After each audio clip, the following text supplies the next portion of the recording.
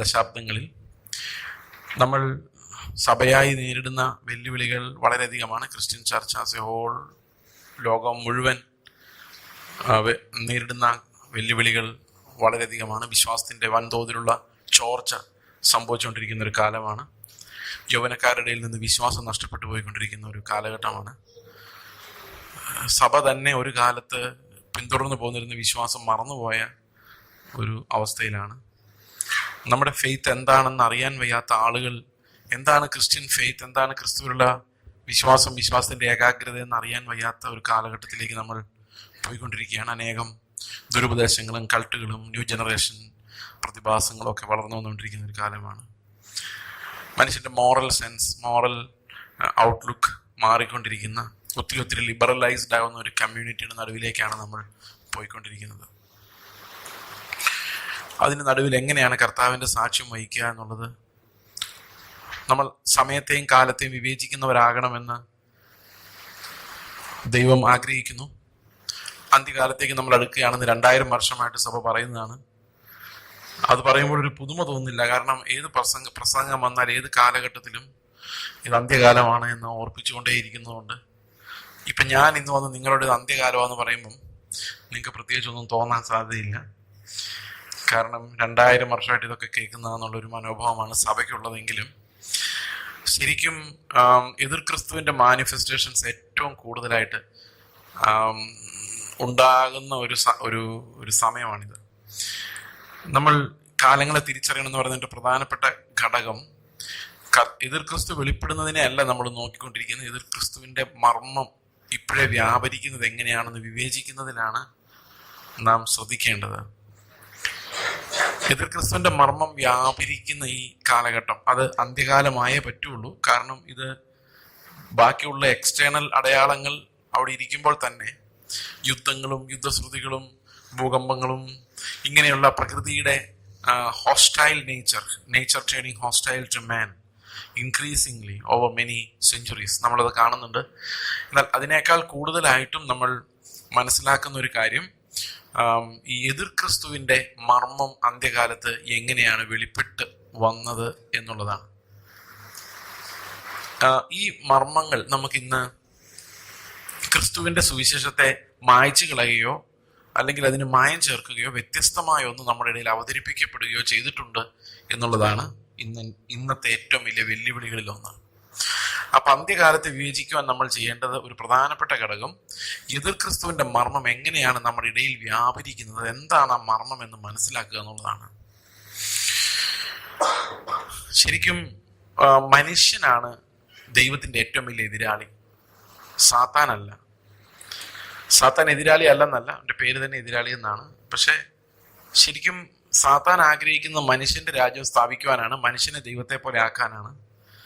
ആദമനോടും ഹവ്വയോടും സാത്താൻ ചെന്ന് പറയുന്നത്, നീ ദൈവത്തെ വിട്, ഞാനൊരു പുതിയ രാജ്യം ഉണ്ടാക്കാൻ പോവാണ്, നീ എൻ്റെ കൂടെ കൂടിയാൽ നിന്നെ അവിടെ മന്ത്രിയാക്കാമെന്നൊന്നും അല്ല സാത്താൻ പറയുന്നത്. അങ്ങനെ ഒരു ഓഫർ അല്ല സാത്താൻ അവന് കൊടുക്കുന്ന ഓഫർ എന്ന് പറയുന്നത് നിന്നെ ദൈവത്തെ പോലെ ആക്കാനുള്ള ഒരു വഴി, നീ ദൈവമായി മാറാനുള്ളൊരു വഴി ഞാൻ പറഞ്ഞു തരാമെന്നാണ്.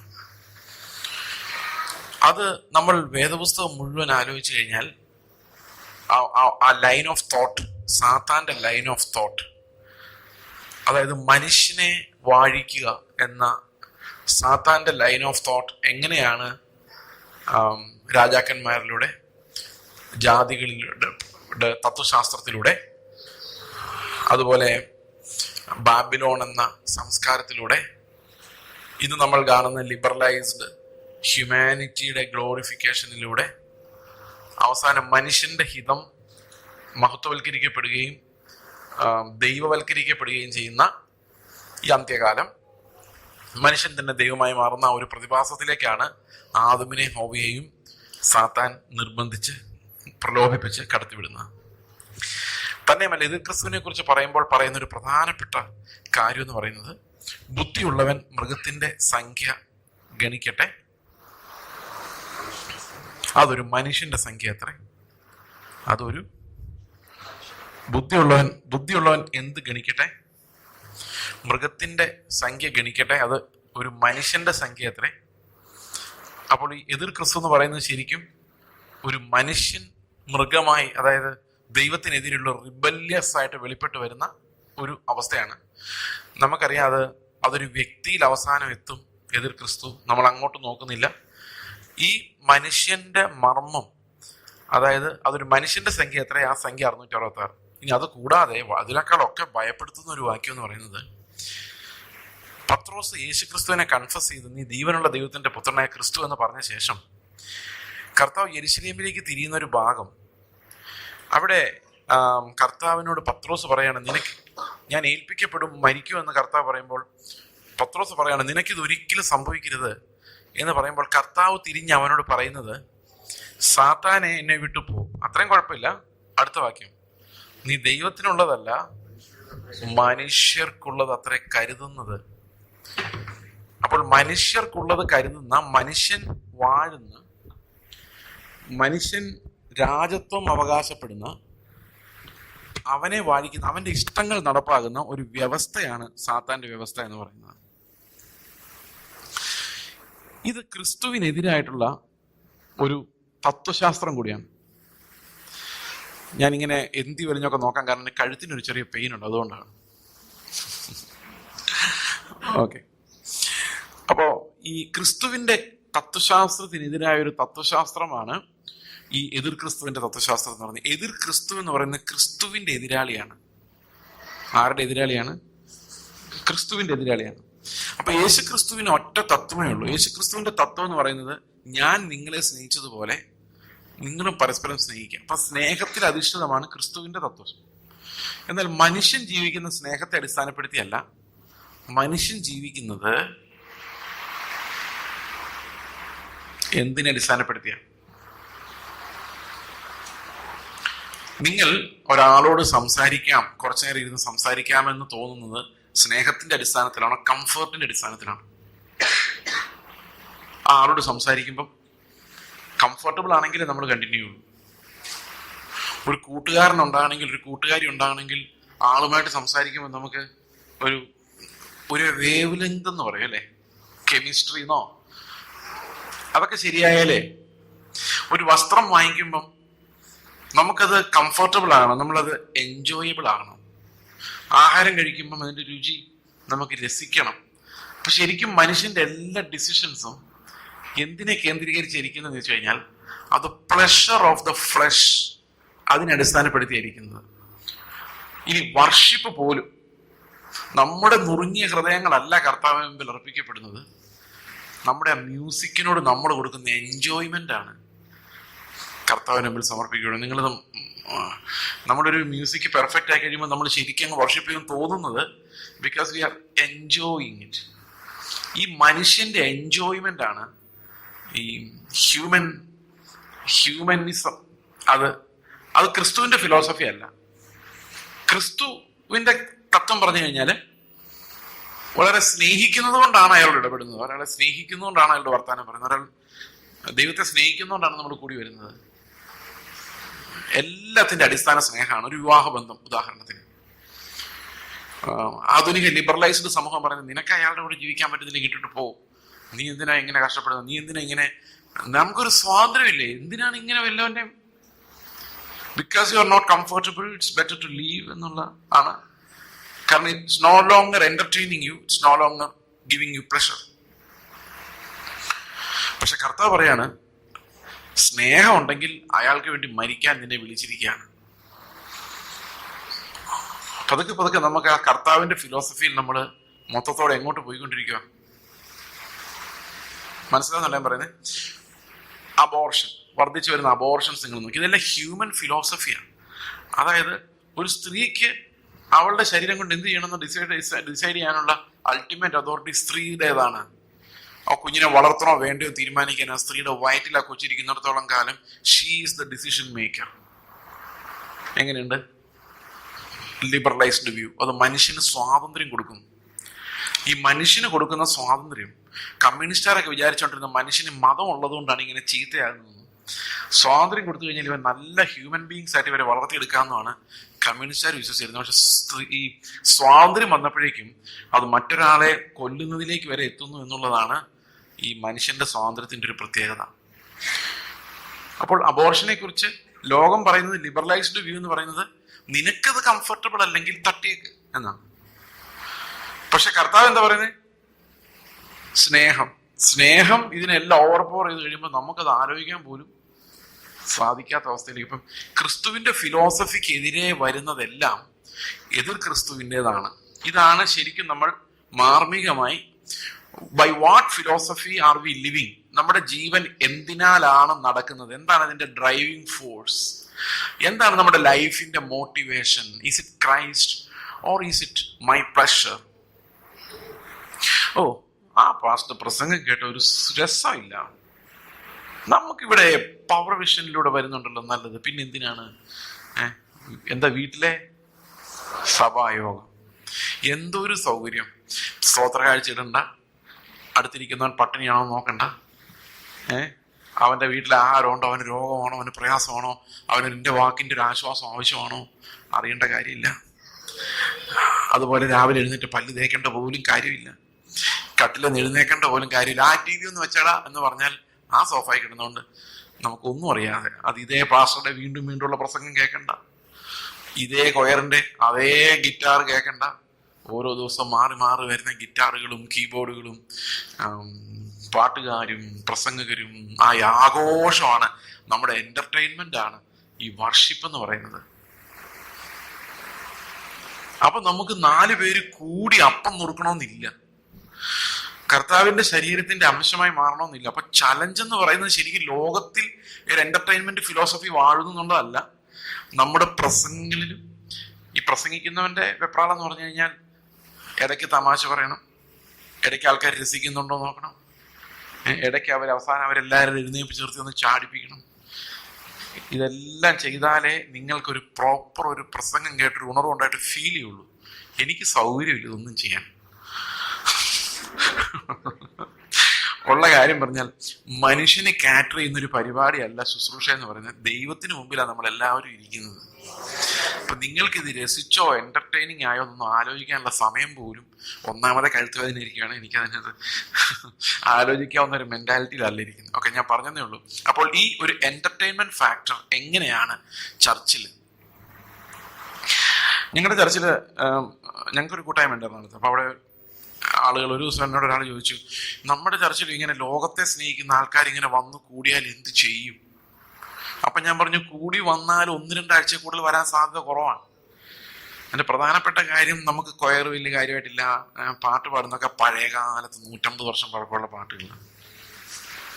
പിന്നെ പ്രസംഗം എപ്പോഴും ക്രൂശേ കർത്താവ്, വിശദീകരണം, നീതീകരണം. ആരെ കൊണ്ട് പറ്റും ഇതൊക്കെ താങ്ങാൻ? എന്നോട് 2-3 ആഴ്ച കഴിഞ്ഞപ്പോൾ ഞങ്ങളുടെ ചർച്ചിൽ ഒരു ആള് ചോദിച്ചു, നിങ്ങൾക്കിത് മാത്രമേ പ്രസംഗിക്കാനുള്ളൂ? ഞാൻ പറഞ്ഞു, ക്രൂശിതനായ ക്രിസ്തുവിനെ അല്ലാതെ ഒന്നിനെക്കുറിച്ചും അറിയാതിരിക്കണം എന്നാണ് എൻ്റെ ആഗ്രഹം. അപ്പൊ ഞാൻ അന്നേരം എപ്പോഴും സ്വയനീതിയെ കുറിച്ച് പറയായിരുന്നു. നമ്മൾ റൈച്ചസ് ആയി മാറാൻ വേണ്ടി, ഹ്യൂമൻ റൈച്ചസ്നെസ് ആണ് ഹ്യൂമൻ സിന്നിനേക്കാൾ അപകടകാരി. ഈ ഹ്യൂമൻ സിൻ എന്ന് പറയുന്നത് നമുക്കൊരു അനുതാപമെങ്കിലും ഉണ്ടാക്കും. ഇപ്പൊ ഞാൻ ഒരുത്തന്റെ സാധനം മോഷ്ടിച്ച് എന്റെ പോക്കറ്റ് വെച്ചിട്ടുണ്ടെങ്കിൽ എനിക്കത് പോക്കറ്റ് നോക്കുമ്പോഴെല്ലാം ഒരു അനുതാപം ഉണ്ടാവും, അല്ലേ? പക്ഷെ ഞാൻ അവൻ 10 രൂപ കൊടുത്തിട്ടാ വന്നിരിക്കുന്നെങ്കിൽ എനിക്ക് ഒരിക്കലും അനുഭവിക്കാൻ പറ്റില്ല. ആ 10 രൂപ കൊടുക്കുമ്പോൾ കൊണ്ടുപോയി തിന്നെന്ന് പറഞ്ഞായിരിക്കും കൊടുത്തത്. പക്ഷെ എൻ്റെ ഉള്ളിലുള്ള പാപം എനിക്ക് അനുഭവിക്കാൻ പറ്റുന്നില്ല. കാരണം ഈ സെൽഫ് റൈച്ചസ്നെസിന്റെ ഒരു പ്രത്യേകത, അത് കർത്താവിൽ നമ്മളെ അകറ്റുക മാത്രമല്ല, കർത്താവിന്റെ എതിരാളിയായിട്ട് നമ്മളെ മാറ്റുകയും ചെയ്യുന്നുള്ളതാണ്. അപ്പൊ ഈ സെൽഫ് റൈച്ചസ്നെസിനെ കുറിച്ച് പ്രശ്നം 2-3 ആഴ്ച കഴിഞ്ഞപ്പോൾ ഇവര് ചോദിച്ചു, ഇത് തന്നെയുള്ളോ? ഞാൻ പറഞ്ഞ അടുത്ത ആഴ്ച ഒന്ന് മാറ്റി പറയാൻ നോക്കാം. കാരണം നമ്മൾ ചർച്ച തുടങ്ങിയേ ഉള്ളൂ, ആൾക്കാരിങ്ങനെ ചാടിപ്പോകുന്ന എനിക്ക് അങ്ങനെ ഒരു ചിന്തയുണ്ടല്ലോ മാനുഷികമായിട്ട്. പിറ്റേ ദിവസം രാവിലെ പ്രസംഗിക്കാൻ വന്നപ്പോൾ കർത്താവ് ഇത് തന്നെയാ തരുന്നുള്ളൂ, ഞാൻ അത് തന്നെ പറഞ്ഞു. അവര് സ്റ്റാൻഡ് വിട്ടു പോയി, ഒന്നും ചെയ്യാൻ പറ്റില്ല. ഈ എന്റർടൈൻമെന്റ് എന്ന് പറയുന്ന ഒരു ഫാക്ടർ നമ്മുടെ സഭാജീവിതത്തിലേക്കും നമ്മുടെ ലൈഫിലേക്കും നമ്മുടെ ഫാമിലി റിലേഷൻഷിപ്പിലേക്കും. ഇപ്പൊ ഭാര്യ പറയുന്നത്, എൻ്റെ കൂടെ വെളിയിൽ പോയി ഒരു ഐസ്ക്രീം കഴിക്കാത്ത ഭർത്താവിനെ എന്ന് പറഞ്ഞ എന്റർടൈൻ ചെയ്യാത്ത ആളെ. So it's not based on love, it's based on entertainment. നമ്മളെല്ലാം ബലഹീനതകളും വേദനകളും പരാജയങ്ങളുള്ള മനുഷ്യരാണ്. അപ്പൊ അവരെ കർത്താവ് നോക്കിയ പോലെ നോക്കുന്നതാണ് എല്ലാ റിലേഷൻഷിപ്പിന്റെയും foundation. To generate that love, that's not humanly possible. അത് കർത്താവിൻ്റെ ആത്മാവ് തന്നെ നമുക്ക് നൽകണം. അപ്പൊ അന്ത്യകാലത്ത്, ഈ ദുഷ്ടകാലത്ത് ക്രിസ്തുവിന്റെ ലൈഫ്, ആ ലവ് ഫ്ലോ ചെയ്യുന്ന ഒരു ലൈഫ് ഉണ്ടാവുക എന്ന് പറയുന്നതാണ് ശരിക്കും നമ്മുടെ കുടുംബത്തിനകത്തും നാട്ടിലുമുള്ള വിറ്റ്നസിങ് എന്ന് പറയുന്നതാണ്. അപ്പോൾ ഞങ്ങൾ ജീവിക്കുന്നത് എന്റർടൈൻമെന്റ് ബേസിസിലല്ല, ഞങ്ങൾ ജീവിക്കുന്നത് സ്നേഹത്തിന്റെ അടിസ്ഥാനത്തിലാണ്. ചിലപ്പോൾ സ്നേഹത്തിന്റെ പേരിൽ എനിക്ക് ഒരു എന്റർടൈൻമെന്റ് ഇല്ലാതെ പോയേക്കാം, സ്നേഹത്തിന്റെ പേരിൽ എൻ്റെ ജീവിതം കഷ്ടത്തിലായേക്കാം, ഞാൻ ക്രൂശിലായേക്കാം, ഞാൻ മരിച്ചു പോയേക്കാം. But I will have A resurrection. ഞാൻ പുനരുത്ഥാനം പ്രാപിക്കും, കാരണം എൻ്റെ ഉള്ളിൽ വസിക്കുന്ന ക്രിസ്തുവാണ്. അപ്പൊ ഇന്ന് താൽക്കാലികമായ കഷ്ടങ്ങൾ ഈ ക്രിസ്തു എൻ്റെ ഉള്ളിലുള്ളത് കൊണ്ടും സ്നേഹ നിമിത്തവും ക്രൂശ് നിമിത്തവും വേറൊരാൾ നിമിത്തവും എനിക്ക് ഉണ്ടാകാം.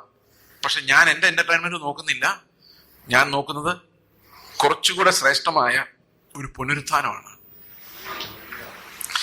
അപ്പോൾ Christian life is only based on that resurrection. അതുകൊണ്ടാണ് പൗലോസ് പറയുന്ന, കർത്താവ് പുനരുത്ഥാനം ചെയ്തില്ലെങ്കിൽ നമ്മൾ ഈ പറയുന്ന ഒക്കെ വെറുതെയാണ്, കഷ്ടം സഹിക്കുന്ന വെറുതെയാണ്, നമ്മൾ സ്നേഹം എന്ന ഫിലോസഫി കൊണ്ടുവരുന്നത് തന്നെ വെറുതെയാണ്. കാരണം സ്നേഹം എന്ന് പറയുന്നത് പോലും കർത്താവ് പറഞ്ഞിരിക്കുന്നത് ഞാൻ നിങ്ങളെ സ്നേഹിച്ചതുപോലെ എന്നാണ്. അപ്പൊ ക്രിസ്ത്യാനിറ്റി മറ്റെല്ലാ സിസ്റ്റങ്ങളും തമ്മിലുള്ള വ്യത്യാസം ഈ ലവ് എന്ന് പറയുന്ന ഒരു ഫാക്ടറാണ്.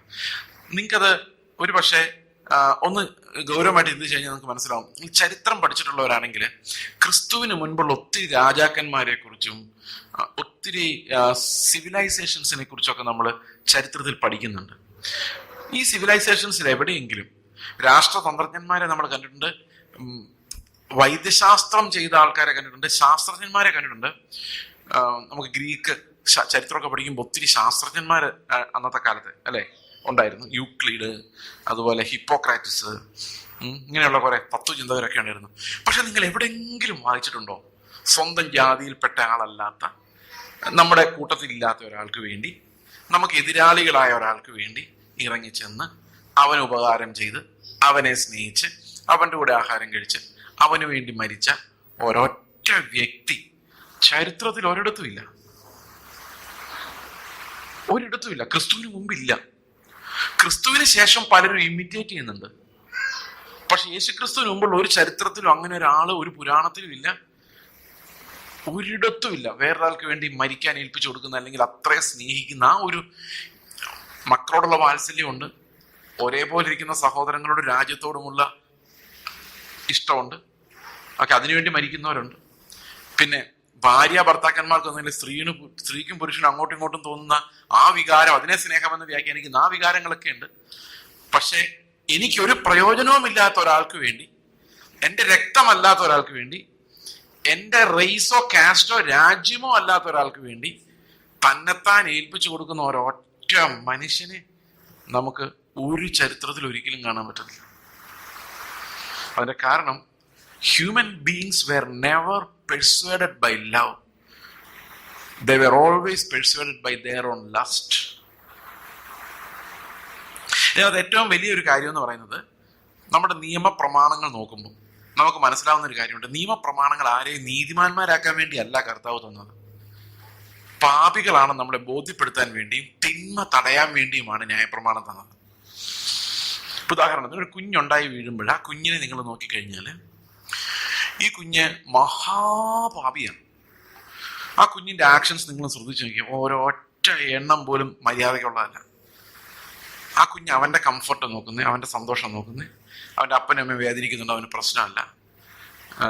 അങ്ങനെയാ കുഞ്ഞ് വളരുന്നത്. അപ്പൊ ഇവന്റെ കൂടെ കളിക്കാനൊക്കെ ഭയങ്കര രസം, അവനെ എന്റർടൈൻ ചെയ്യണം നമ്മൾ, അല്ലെ? ഈ കുഞ്ഞിന് ഏറ്റവും ഇഷ്ടം എന്തോ? ഫുഡ് ആൻഡ് എന്റർടൈൻമെന്റ്, അല്ലേ? ശരിയല്ലേ?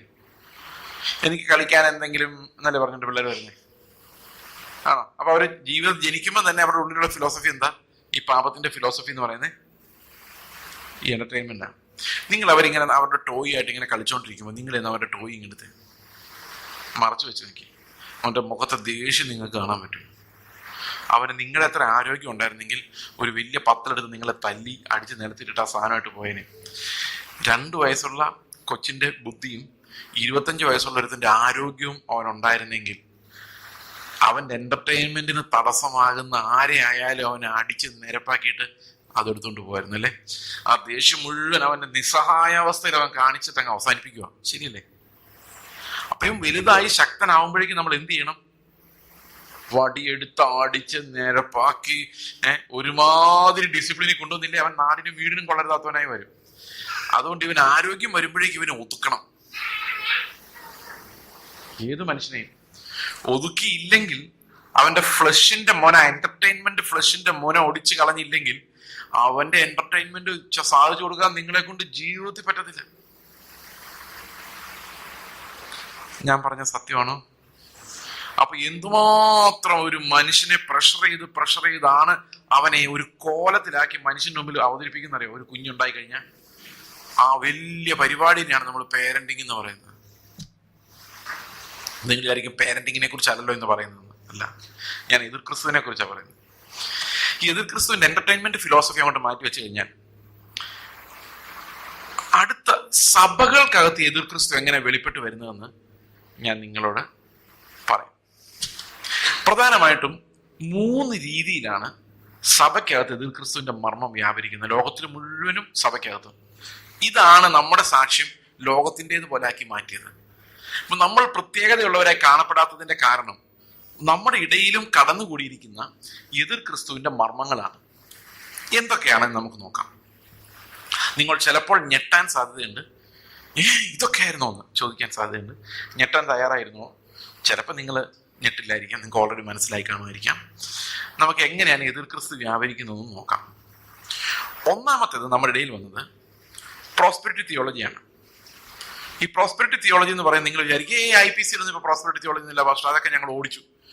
ശരിയാണ്, പക്ഷെ അതിന്റെ മർമ്മം ഇപ്പോഴും വ്യാപരിക്കുന്നുണ്ട്. ഞാൻ ആ മർമ്മം നിങ്ങൾക്ക് കാണിച്ചു തരാം. നമ്മളൊരു പ്രോസ്പെരിറ്റിക്കാരെ അടുപ്പിക്കുന്ന ആൾക്കാരല്ല. എനിക്കറിയാം ഈ പ്രോസ്പെരിറ്റി പറയുന്ന അത്ഭുത ശുശ്രൂഷ വരുമെന്ന് നിങ്ങൾ വിളിക്കാറില്ല എന്നാണ് എൻ്റെ വിശ്വാസം. ഉണ്ടോ? ഓക്കെ, ഇല്ല, അത് നമ്മൾ പണ്ടേ അവരെ വിട്ടതാ. പക്ഷെ ഇവരൊന്ന് വ്യാപരിച്ച ഒരു കാലഘട്ടം ഉണ്ടായിരുന്നു, 80s and 90s and early 2000s. എന്തായിരുന്നു ബഹളം. അപ്പോൾ ഈ ഒരു പ്രോസ്പെരിറ്റി തിയോളജി വരുന്നതിന് മുൻപ് ഉണ്ടായിരുന്ന പെന്തക്കോസ്ത് വിശ്വാസവും ഇവർ വന്ന് തൂത്തു പറക്കി പോയതിന് ശേഷമുള്ള പെന്തക്കോസ്ത് വിശ്വാസവും തമ്മിൽ വലിയൊരു വ്യത്യാസമുണ്ട്. അവരെ നമ്മൾ ഓടിച്ചെങ്കിലും ഈ പ്രോസ്പെരിറ്റി തിയോളജിക്കാര് വൻതോതിൽ കേരളത്തിൽ ഇറങ്ങുന്നതിന് മുൻപേ ഉണ്ടായിരുന്ന പെന്തക്കോസ്ത് വിശ്വാസവും അവർ വന്നൊന്ന് വിളയാടി പോയ ശേഷം ഇപ്പോൾ പെന്തക്കോസ്തുള്ള വിശ്വാസം തമ്മിൽ വലിയൊരു വ്യത്യാസമുണ്ട്. എന്താന്ന് പറയാം?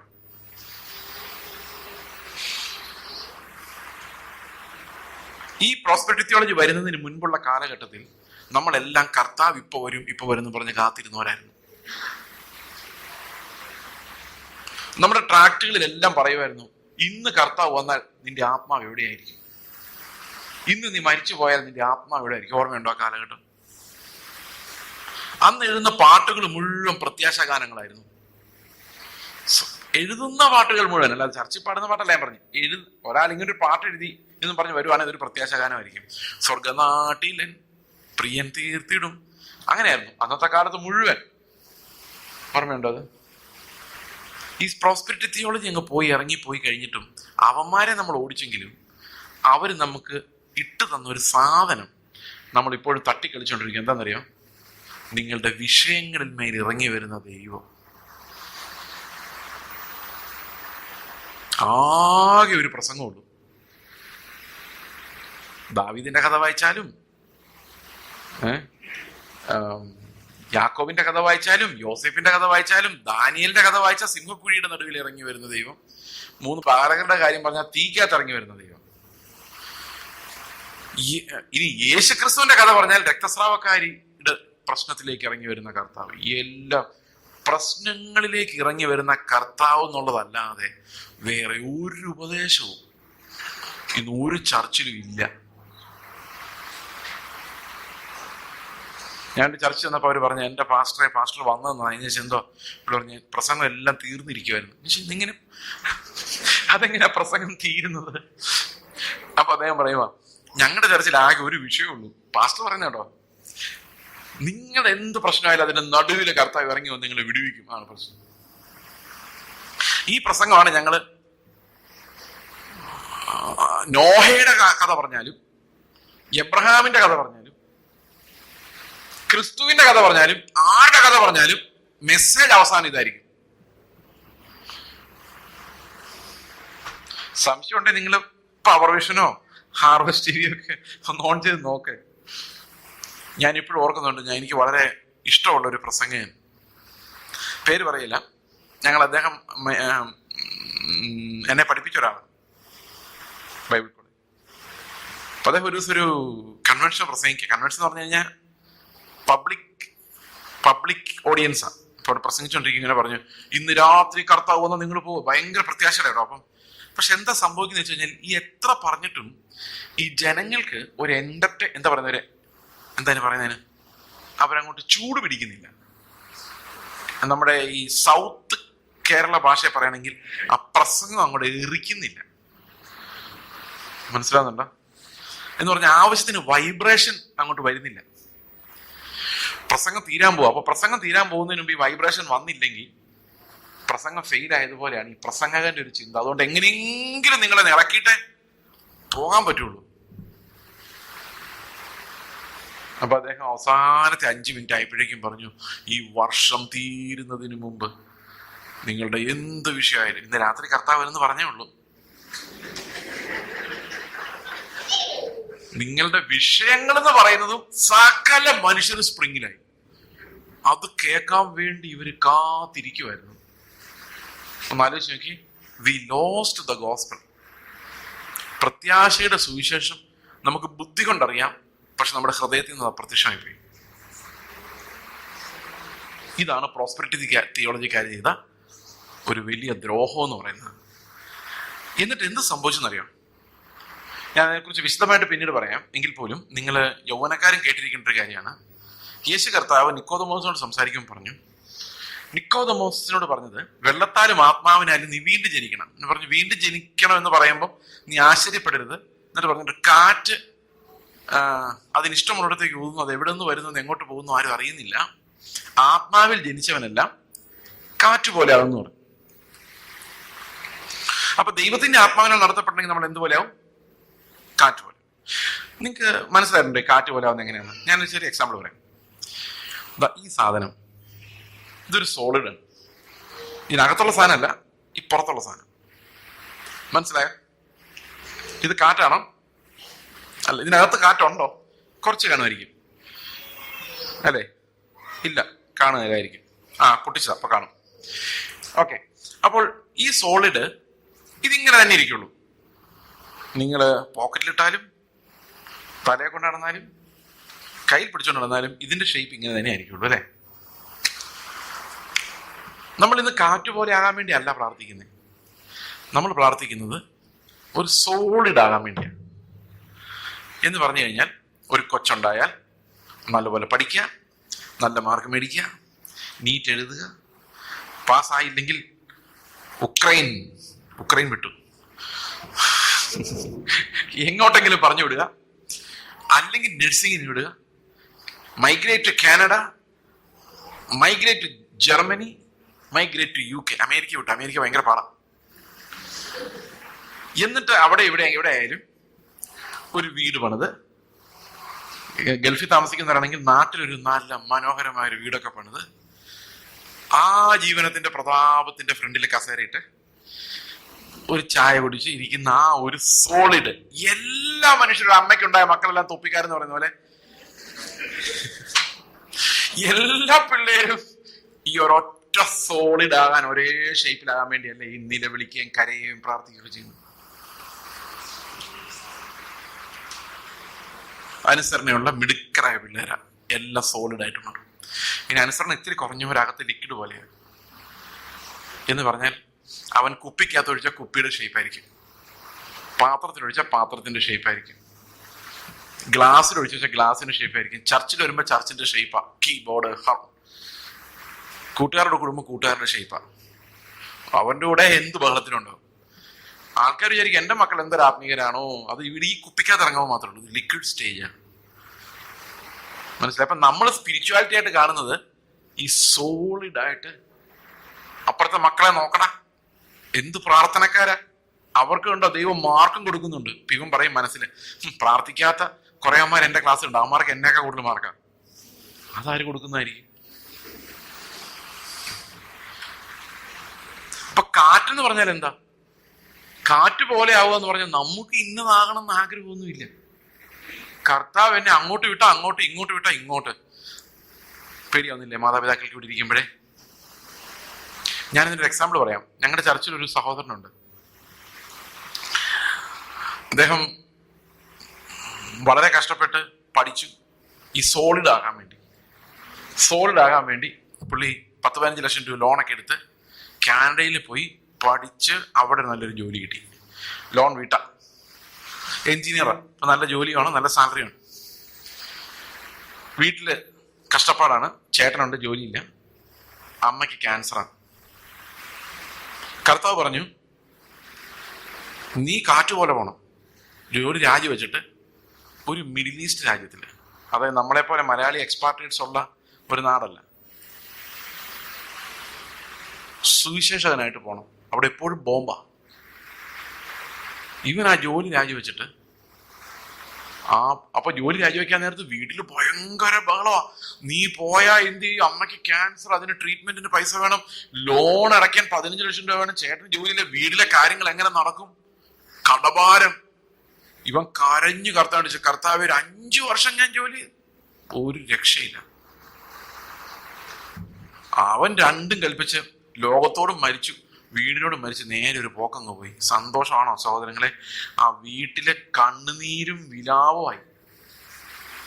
പക്ഷെ ദൈവം എന്ത് ചെയ്യുന്നറിയോ? ഈ അമ്മയുടെ ക്യാൻസർ അങ്ങ് സൗഖ്യമാക്കി. പിന്നെ ആ പ്രശ്നം ഇല്ലല്ലോ. ചേട്ടന് ഗൾഫിൽ ഒരു ജോലിയും കൊടുത്തു, ആ പ്രശ്നം സോൾവ് ചെയ്തു. ഇവൻ ഈ നാട്ടിൽ പോയി ഒരു വില്ലേജിൽ പോയി പണിയെടുത്ത് അവിടെ കുഞ്ഞുങ്ങളെ സൺഡേ സ്കൂളിൽ ചേർത്ത് അവിടെ വഴിയെ നടക്കുന്നവരോട്, നിങ്ങൾക്കറിയാമല്ലോ, സുവിശേഷം പോയിട്ട് ക്രിസ്ത്യാനിന്ന് പോലും അറിയാൻ വയ്യാത്ത വില്ലേജുകൾ. ഈ പറയുന്ന കുവൈറ്റൊന്നും അല്ല, ഇവിടെയൊക്കെ കുറെ എഡ്യൂക്കേറ്റഡ് ആയിട്ട് ആൾക്കാരുണ്ട്. ഇങ്ങനത്തെ ഒരു രാജ്യമേ അല്ല. എല്ലാ കാര്യങ്ങളും പറയാൻ പറ്റാത്തതുകൊണ്ടാണ് ഞാൻ എല്ലാ കാര്യങ്ങളും പറയാത്തത്. അവിടെ ചർച്ച് 2 വർഷം അവിടെ അധ്വാനിച്ചു, ബോംബിന്റെ നടുവിൽ പോയി താമസിച്ചു. എത്രയോ പേരെ ഞങ്ങളുടെ കൂട്ടായ്മയിൽ നിന്നും ഇദ്ദേഹം അവിടെ ഇവിടെയും ഇങ്ങനെയുള്ള രാജ്യങ്ങളിലേക്ക് പറഞ്ഞു വിട്ടു. മിഷനായിട്ട് ഇപ്പം ലോകം മുഴുവൻ ചുറ്റി നടക്കുന്നു. കാറ്റ് നാളെ ഇവിടെ ആയിരിക്കും ഒരു പിടിയില്ല. ഇപ്പൊ അതിനേക്കാൾ വോളറ്റൈലായിട്ടൊരു സ്ഥലത്തേക്ക് ഭാര്യയും ഒരു പ്രഗ്നന്റ് ആണ്, ആ ഭാര്യയായിട്ട് ഇവര് കുഞ്ഞുണ്ടാവുന്നതിന് മുമ്പ് പോകാനാണ് സാധ്യത. അപ്പോൾ എവിടെ അവസാനിക്കുന്ന അറിയില്ല. കാരണം they are driven by love. എന്തുകൊണ്ടാണെന്നറിയോ? അവരെ നാട്ടിലോട്ട് ചെല്ലുമ്പം അവിടെയുള്ള ആൾക്കാർ, അവരുടെ പലരും പറഞ്ഞു, ഒത്തിരി സാക്ഷ്യങ്ങൾ അദ്ദേഹം പറഞ്ഞിട്ടുണ്ട്. അതായത് ഒരു വീട്ടിൽ ചെല്ലുമ്പോൾ അവിടുത്തെ ആൾ പറയാം, നിങ്ങളെ ഞാൻ 5-6 വർഷം മുമ്പ് സ്വപ്നത്തിൽ കണ്ടിട്ടുണ്ട്, യേശുവിനെ കുറിച്ച് പറയാൻ വേണ്ടി ഒരാൾ വരുമെന്ന്. ആലോചിച്ച് നോക്കി. അപ്പൊ ദൈവം ഒരു വലിയ പ്രവൃത്തി പ്രവർത്തിക്കുന്നുണ്ട്. അതിന് കാറ്റുപോലെ വീശുന്ന പിള്ളേരെ വേണം. ഇന്ന് മാതാപിതാക്കൾ വിടുകയല്ല അവരെ. നാളെ പേരന്റിങ്ങിനെ കുറിച്ച് പറയുമ്പോൾ ബാക്കി ഞാൻ പറഞ്ഞോളാം. അപ്പൊ എന്റെ വിഷയം എന്താന്ന് വെച്ച് കഴിഞ്ഞാൽ, നമ്മുടെ ഈ ലോകത്തിന്റെ തത്വം entertainment, solid life, settled secure life. എന്നോട് എല്ലാ ആൾക്കാർ ചോദിക്കാറുണ്ട്, പാസ്റ്ററിന്റെ വീട് എവിടെയാ? വീട് എവിടെയാന്ന് വെച്ചാൽ എനിക്ക് പറയാൻ പറ്റും, നാട് എവിടെയാന്ന് ചോദിക്കുമ്പോൾ എനിക്ക് പ്രശ്നം. നിങ്ങൾ ദയവായിട്ട് എന്നോട് ചോദിച്ചേക്കില്ല, എനിക്ക് അറിയാൻ മേല സത്യമായിട്ട്. നിങ്ങൾ പറഞ്ഞോ എവിടെയാന്ന്? ഞാൻ ജനിച്ചത്, എൻ്റെ അപ്പനൊരു പട്ടാളക്കാരനായിരുന്നു. ആസാമിലാണ് ഞാൻ ജനിച്ചത്. പിന്നെ ആദ്യത്തെ ചെറുപ്പകാലത്തൊക്കെ ജബൽപൂർ എന്ന് പറയുന്ന സ്ഥലത്തായിരുന്നു. പിന്നെ അവിടെ നിന്ന് ഞങ്ങൾ രാജാക്കാട് ഇടുക്കിയിൽ വന്ന് താമസിച്ചു. എൻ്റെ അപ്പൻ മല്ലപ്പള്ളിക്കാരനാണ്, നേറ്റീവ്. പിന്നെ ഇടുക്കിയിൽ നിന്ന് 15 വയസ്സ് പൂർത്തിയായെന്ന് ഞാൻ വീട്ടിൽ നിന്ന് ഇറങ്ങിയാണ്. പിന്നെ കോളേജ് ഹോസ്റ്റൽ ചങ്ങനാശ്ശേരിയിലായിരുന്നു, കോട്ടയത്തായിരുന്നു. 2 കോളേജുകളിലായിട്ട് 5 വർഷം അങ്ങനെ പോയി. പിന്നെ Bible college Punalur Bethel Bible കോളേജിലായിരുന്നു. അത് കഴിഞ്ഞ് ആന്ധ്രയിൽ 10 വർഷം പോയി താമസിച്ചു, സുവിശേഷ വേല ചെയ്തു. പിന്നെ 10 വർഷം എറണാകുളത്ത്. ഇപ്പം ഇങ്ങനെ 10-75 വയസ്സുണ്ടെന്ന് നിങ്ങൾ വിചാരിക്കില്ലേ ഇതെല്ലാം. ഓക്കെ. അപ്പോ എറണാകുളത്ത് ഒരു വാടക വീട്ടിൽ താമസിക്കുന്നു. അപ്പോ എന്റെ നാടേതാ? നാളെ ഇങ്ങനെ തന്നെ ആയിരിക്കും. നാളെ ഞങ്ങൾ എറണാകുളത്ത് കാണുകയില്ല. അപ്പൊ നിങ്ങളായിരിക്കും വാടക വീടെന്ന് പറഞ്ഞത് ഇവൻ വീട് വെക്കാനുള്ള പണിയാണെന്ന്. അങ്ങനെ ഒരു പണിയില്ല. വീട് വെക്കാന്നുള്ളൊരു ഉദ്ദേശമില്ല. കാരണം കാറ്റ് പോലെ ആകുന്ന ആളുകൾക്ക് എവിടെയും സെറ്റിൽ ചെയ്യണം എന്നൊരു സ്വപ്നം ഉണ്ടാക്കാൻ പറ്റില്ല. ഓക്കെ, ഞാനത് എന്റെ കാര്യം പറഞ്ഞെന്നുള്ളേ ഉള്ളൂ. അപ്പൊ ഞാൻ പറഞ്ഞത്, ഈ നാടെന്ന് പറയുന്ന ഒരു സാധനം സോളിഡ് ആകണം, സെറ്റിൽ ആകണം എന്നുള്ളൊരു ചലഞ്ച് പ്രത്യേകിച്ചും ശുശ്രൂഷകർക്കും ഉണ്ട്. ഇപ്പം 60-55 വയസ്സൊക്കെ ആകുമ്പോഴേക്കും അവർക്ക് പിള്ളേരെ കെട്ടിക്കാറാവും. 40-50 വയസ്സൊക്കെ ആകുമ്പോഴേക്കും പിള്ളേർക്ക് എഡ്യൂക്കേഷൻ ഉക്രൈനിൽ വിടാനുള്ള സമയമാവും. അപ്പൊ അതിന് വരുമാനം ഉണ്ടാകണം. ഇപ്പൊ കർത്താവിനെ അന്വേഷിച്ച് നടന്നാൽ അങ്ങനെയൊന്നും നടക്കുകയില്ല. അപ്പം അതിന്റെ കൂടെ കാറ്റ് പോലെ എങ്ങനെ വീശി നടന്ന നാളെ എന്താവും, പിള്ളേരുടെ ഗതി എന്താവും അറിയാൻ മേലാത്തോണ്ട് എവിടെയെങ്കിലും ഒന്ന് സെറ്റിൽ ആവണമെന്ന് കുറെ പൈസ ഉണ്ടാക്കണം എന്നുള്ള ആഗ്രഹം ഇതിങ്ങനെ വന്ന് നമ്മളെ എങ്ങനെയെങ്കിലും ചാകുന്നതിന് മുമ്പ് ഒരു കല്ലാക്കി മാറ്റും.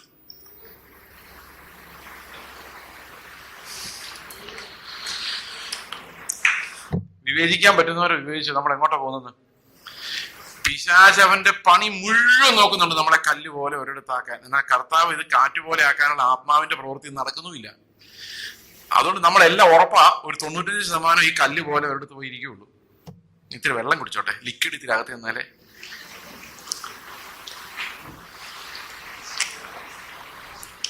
അപ്പൊ നമ്മുടെ ഈ സഭകൾ പോകുന്ന ഡയറക്ഷൻ എന്ന് പറയുന്ന ക്രൈസ്റ്റ് വേർഡ് അല്ല, ആന്റി ക്രൈസ്റ്റ് വേർഡ് ആണ് പൊതുവായ ഡയറക്ഷൻ. അതിന്റെ ഒരു പ്രത്യേകത എന്താണെന്ന് വെച്ച് കഴിഞ്ഞാൽ, ഞാൻ ദൈവത്തിന് വിശുദ്ധീകരിക്കപ്പെടുകയല്ല, ഞാൻ ദൈവത്തിന് വിശുദ്ധമായ ഒരു യാഗമായി മാറുകയല്ല ചെയ്യുന്നത്. കർത്താവ് എന്റെ വിശാലമായ വഴിയിലേക്ക് ഇറങ്ങി വന്ന് എന്റെ രാജ്യം ബിൽഡ് ചെയ്യാൻ എന്നെ സഹായിക്കണം. അതായത് ദൈവം എനിക്ക് വേണ്ടി എക്സിസ്റ്റ് ചെയ്യുന്ന ഒരാളാണ്, ഞാൻ കർത്താവിന് വേണ്ടി എക്സിസ്റ്റ് ചെയ്യുന്ന ആളെന്നുള്ളതല്ല. God is for me, not that I am for God. Opposite philosophy അത്. മനസ്സിലാവുന്നുണ്ടോ? ഈ പ്രോസ്പെക്ട് തിയോളജിക്കാർ ഒന്ന് കയറി ഇറങ്ങി പോയപ്പം ഇപ്പൊ നമുക്ക് പ്രത്യാശ വരികയില്ല. നമ്മൾ പാടുന്നത് എന്തെന്നറിയോ? എന്റെ വീട്ടിൽ ആഹാരം കുറയൂല. എത്ര നാള്? ഈ ആഹാരം കുറയില്ല, പക്ഷെ കഴിക്കാൻ പറ്റണ്ടേ? ഡയബറ്റീസ്, പ്രഷർ, ഹാർട്ട് എല്ലാം അടിച്ചിങ്ങനെ കട്ടിലേക്ക് കിടക്കുമ്പോഴും ആഹാരം കുറഞ്ഞിട്ടില്ല. പറഞ്ഞിട്ട് വല്ല കാര്യമുണ്ടോ? നമ്മൾ 80-90 വയസ്സാകുമ്പോ എന്തായാലും പോവും. പോയില്ലെങ്കിൽ 110 വയസ്സിലെങ്കിലും പോവും.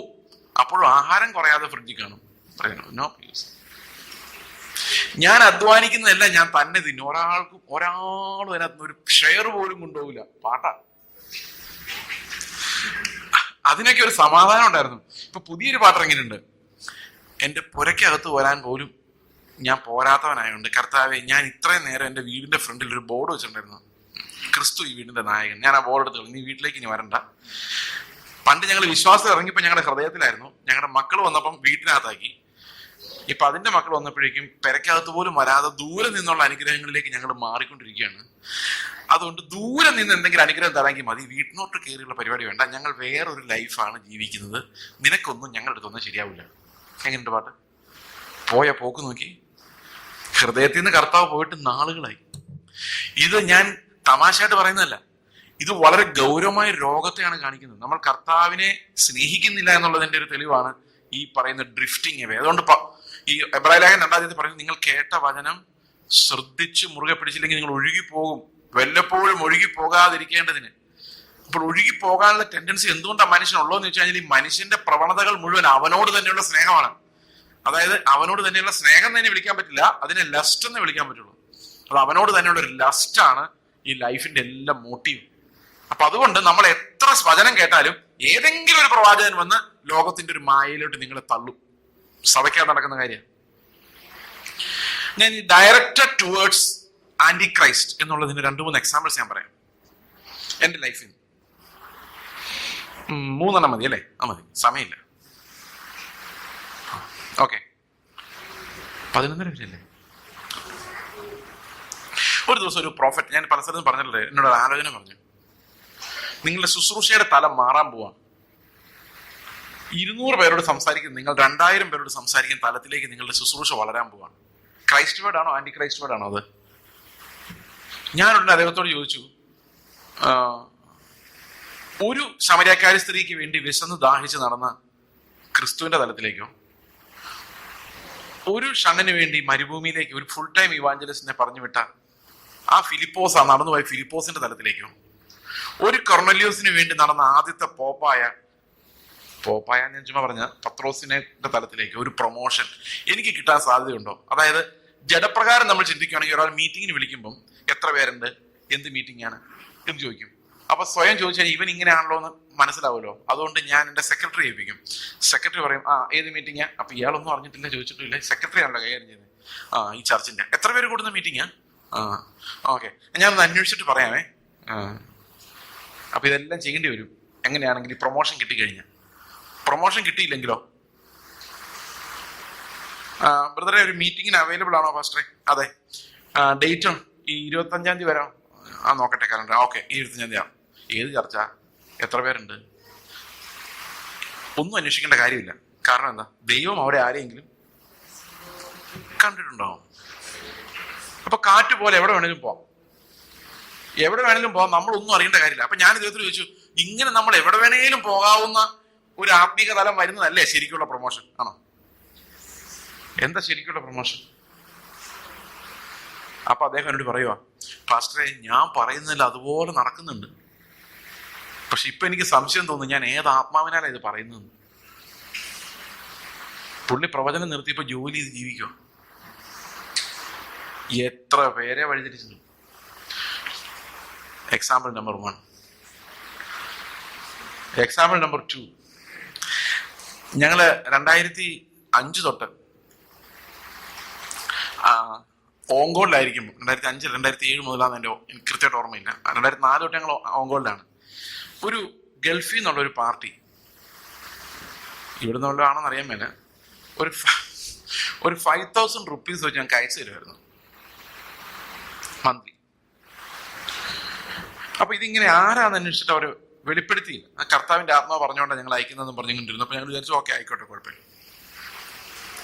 2009 ആയപ്പോൾ അവരൊരു മീറ്റിങ്ങിന് ഞങ്ങളെ വിളിച്ചു, ഛത്തീസ്ഗഡിലുള്ളൊരു സ്ഥലത്തേക്ക്. അവിടെ മീറ്റിങ്ങിന് എല്ലാവരും ഇരിക്കുകയാണ്. ഞങ്ങൾ മിഷണറിമാര് വാങ്ങിക്കുന്നവരാണല്ലോ, ഈ വാങ്ങിക്കുന്നവരാണെങ്കിൽ കൊടുക്കുന്നവൻ പറയുന്ന കേട്ടേ പറ്റുള്ളൂ എന്ന് മണ്ടത്തരമാണെങ്കിൽ. അപ്പൊ ഞങ്ങൾ ഇങ്ങനെ ഇരിക്കുകയാണ്. അപ്പം ബാംഗ്ലൂരിൽ നിന്നൊരു പാസ്റ്റർ ഞങ്ങളെ പഠിപ്പിക്കാൻ വേണ്ടി വന്നിട്ടുണ്ട്. അപ്പൊ അദ്ദേഹം പ്രസംഗിച്ച് ഇങ്ങനെയാണ്: നിങ്ങൾ രാജാവിന്റെ മക്കളാണ്, നിങ്ങളുടെ വസ്ത്രം ഏറ്റവും പെർഫെക്റ്റ് ആയിരിക്കണം, റോയൽ ആയിരിക്കണം, നിങ്ങളുടെ വാച്ച്, നിങ്ങളുടെ മൊബൈൽ ഫോൺ ഇതെല്ലാം ബെസ്റ്റ് ആയിരിക്കണം. അപ്പൊ ഞാൻ കൈപൊക്കി ഓഡിയൻസ് ഇടയിൽ നിന്ന്. എന്താ എനിക്കൊരു സംശയം ഉണ്ടെന്ന്. എന്താ സംശയം? ഏത് രാജാവിന്റെ മകൻ എന്നുള്ളൊരു കൺഫ്യൂഷൻ. ക്രൂശിൽ നഗ്നനായി എല്ലാരാൽ അവഗണിക്കപ്പെട്ട് ഈ എന്റെ രാജ്യം ഐഹികമല്ല എന്ന് പറഞ്ഞ് മരിച്ച യേശു ക്രിസ്തു എന്ന രാജാവിനെയാണോ ഉദ്ദേശിച്ചത്? അതോ ഒന്നെന്നെ വീണ് നമസ്കരിച്ചാൽ ഈ മഹത്വം എല്ലാം എൻ്റെ കയ്യിലിരിക്കുന്നതുകൊണ്ട് ഞാൻ നിനക്ക് തരാമെന്ന് പറഞ്ഞ ആ ഗ്ലോറിയുടെ ആളെയാണോ ഉദ്ദേശിച്ചതെന്ന് ചോദിച്ചു. പുള്ളിയുടെ മുഖം പെട്ടെന്ന് വിവരണമായി, ഉത്തരവില്ലാതായി. ആൾക്കാരെല്ലാവരും ഉണ്ട്. ഉടനെ സംഘാടകർ ഓടി വന്നിട്ട് എന്നോട് പറഞ്ഞു, പ്ലീസ് ഇതൊന്ന് കഴിഞ്ഞോട്ടെ, അത് കഴിഞ്ഞ് പോയി. ഞാൻ പറഞ്ഞു ഓക്കെ ഫൈൻ. കഴിഞ്ഞപ്പോൾ ഞാൻ അദ്ദേഹത്തിൻ്റെ അടുത്ത് നിന്നിട്ട് ഇങ്ങനെ പറഞ്ഞു, നിങ്ങളുടെ ഈ പ്രസംഗം ഞാൻ നേരത്തെ കേട്ടിട്ടുണ്ട്. ഇവിടെ നിങ്ങൾ ബാംഗ്ലൂർ വന്നിട്ടുണ്ട്. ഞാൻ പറഞ്ഞു ബാംഗ്ലൂർ കേട്ടല്ല, 2000 വർഷങ്ങൾക്ക് മുമ്പ് സാത്താൻ യേശുക്രിസ്തു കൊണ്ട് പറഞ്ഞ എക്സാക്ട്ലി അതേ വേർഡ്സ് ആണ് ഈ 1.5 മണിക്കൂർ നിങ്ങൾ ഈ ശിഷ്യന്മാരോട് പറഞ്ഞുകൊണ്ടിരുന്നെന്ന് പറഞ്ഞു. അത് വേറൊരു ക്രിസ്തുവിനെയാണ് കാണിക്കുന്നത്. ഇത് മുഴുവൻ കാണിക്കുന്നത് നസ്രായനായ യേശുക്രിസ്തുവിനെ അല്ല, നശിച്ചു പോകുന്ന ഒരു ലോകത്തെ ഗ്ലോറിഫൈ ചെയ്യുന്ന ആ മഹത്വത്തെ ഗ്ലോറിഫൈ ചെയ്യുന്ന സുവിശേഷം. അതുകൊണ്ടാണ് ഇവിടെ വെള്ളിയാഴ്ചയാണല്ലോ, വെള്ളിയാഴ്ച രാവിലെ വരുമ്പം കഴിഞ്ഞ ഒരാഴ്ച തൊട്ട കാലം വിത്ത് വൈബ്രേഷൻ. അനേകർ നിദ്ര പ്രാപിച്ചു, അനേകർ ഹോസ്പിറ്റലിൽ ഞെരങ്ങിയും മൂളിയും കിടക്കുമ്പോൾ ഞങ്ങൾക്ക് ജീവനുള്ളവരുടെ ദേശമായ കുവൈറ്റിൽ നിന്നെ സ്തുതിക്കാൻ ഒരു അവസരം തന്നതിനായിട്ട് സ്തോത്രം. ഞാൻ എന്താ ശരിക്കും കർത്താവിനോട് പറഞ്ഞെന്നറിയോ? കർത്താവെ, കഴിഞ്ഞ ആഴ്ച നിന്റെ വിശുദ്ധന്മാരിൽ പലരെയും നീ നിന്റെ അടുത്തേക്ക് വിളിച്ചുകൊണ്ട് പോയി, വിട്ടുപിരിഞ്ഞ് ക്രിസ്തുവിനോട് ഇരിക്കുന്ന നല്ലതെന്ന് പറഞ്ഞുകൊണ്ട് അവര് പോയി. ഞങ്ങളെ കൊണ്ടുപോകാതെ ഇവിടെ തന്നെ ഇട്ടതിന് എത്ര നന്ദി പറഞ്ഞാലും ഈ വൈബ്രേഷൻ പറഞ്ഞത്. ഒന്ന് ആലോചിച്ച് നോക്കി, എന്തുകൊണ്ടാണ് ഇങ്ങനെ നമ്മുടെ വായി വരുന്നതെന്നറിയോ? നമ്മൾ ഈ ലോകത്തെ ജീവനെ ഒത്തിരി സ്നേഹിക്കുന്നു. ഇത് നമ്മൾ പുറമേ സമ്മതിച്ചില്ലെങ്കിൽ നമ്മുടെ അകത്തുനിന്ന് ഈ ലോകത്തോടുള്ള സ്നേഹം ഒരാത്മീക വിഷയമായി അവതരിപ്പിക്കപ്പെട്ടിരിക്കുന്നു. ഇവർക്ക് മനസ്സിലായി ഞാൻ പറഞ്ഞത്? അപ്പോൾ ആത്മീക വിഷയമാണ് എന്ത്? ലോകത്തോടുള്ള സ്നേഹം. ഇനി അത്യാഗ്രഹം എന്നൊരു പാവട്. ഇത് എവിടെയാണ് നമ്മുടെ സാക്ഷി നഷ്ടപ്പെടുന്നത്? നമ്മൾ മറ്റുള്ളവരെ പോലെ ആയി മാറുന്നത് ലോകത്തിന്റെ ഒഴുക്കനുസരിച്ച് എങ്ങനെയാണ് സഭ റഡർലെസ് ഷിപ്പ് പോലെ ഇങ്ങനെ പോകുന്നുള്ളതിന്റെ എക്സാമ്പിൾ ആണ് അത്യാഗ്രഹം എന്നുള്ളൊരു വിഷയം നമുക്ക് എടുക്കാം. ഞാൻ നിങ്ങളൊരു ചോദ്യം ചോദിക്കട്ടെ. നിങ്ങൾ ഇവിടുത്തെ കാറിന്റെ ബ്രാൻഡ് ഒന്നും എനിക്കറിയില്ല, അതുകൊണ്ട് കേരളത്തിലാണ് സങ്കല്പിച്ചത്. നിങ്ങൾക്ക് കേരളത്തിലെ കാറുകളൊക്കെ അറിയാലോ ഇല്ലേ? ഒരു മാരുതി ഓൾട്ടോ കിട്ടാൻ വേണ്ടി പ്രാർത്ഥിക്കുന്നതാണോ, ഒരു ഇന്നോവ കിട്ടാൻ വേണ്ടി പ്രാർത്ഥിക്കുന്നതാണോ ശരിക്കും വിശ്വാസം കൂടുതൽ?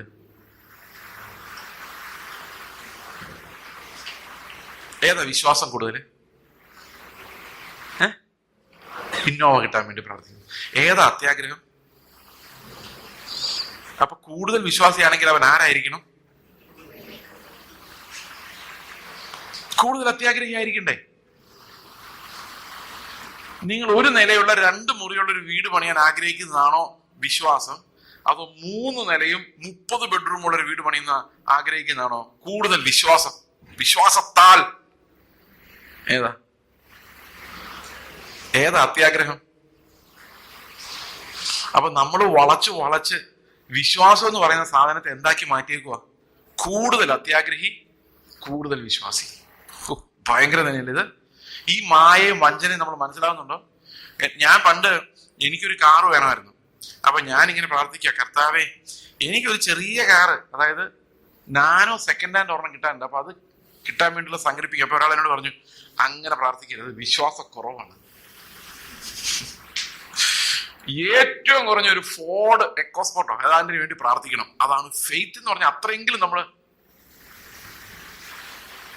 അപ്പൊ ശരിക്കും പറഞ്ഞാൽ നമുക്ക് മോഹം ഇല്ലെങ്കിലും ഇവരെന്ത് ചെയ്തോണ്ടിരിക്കും?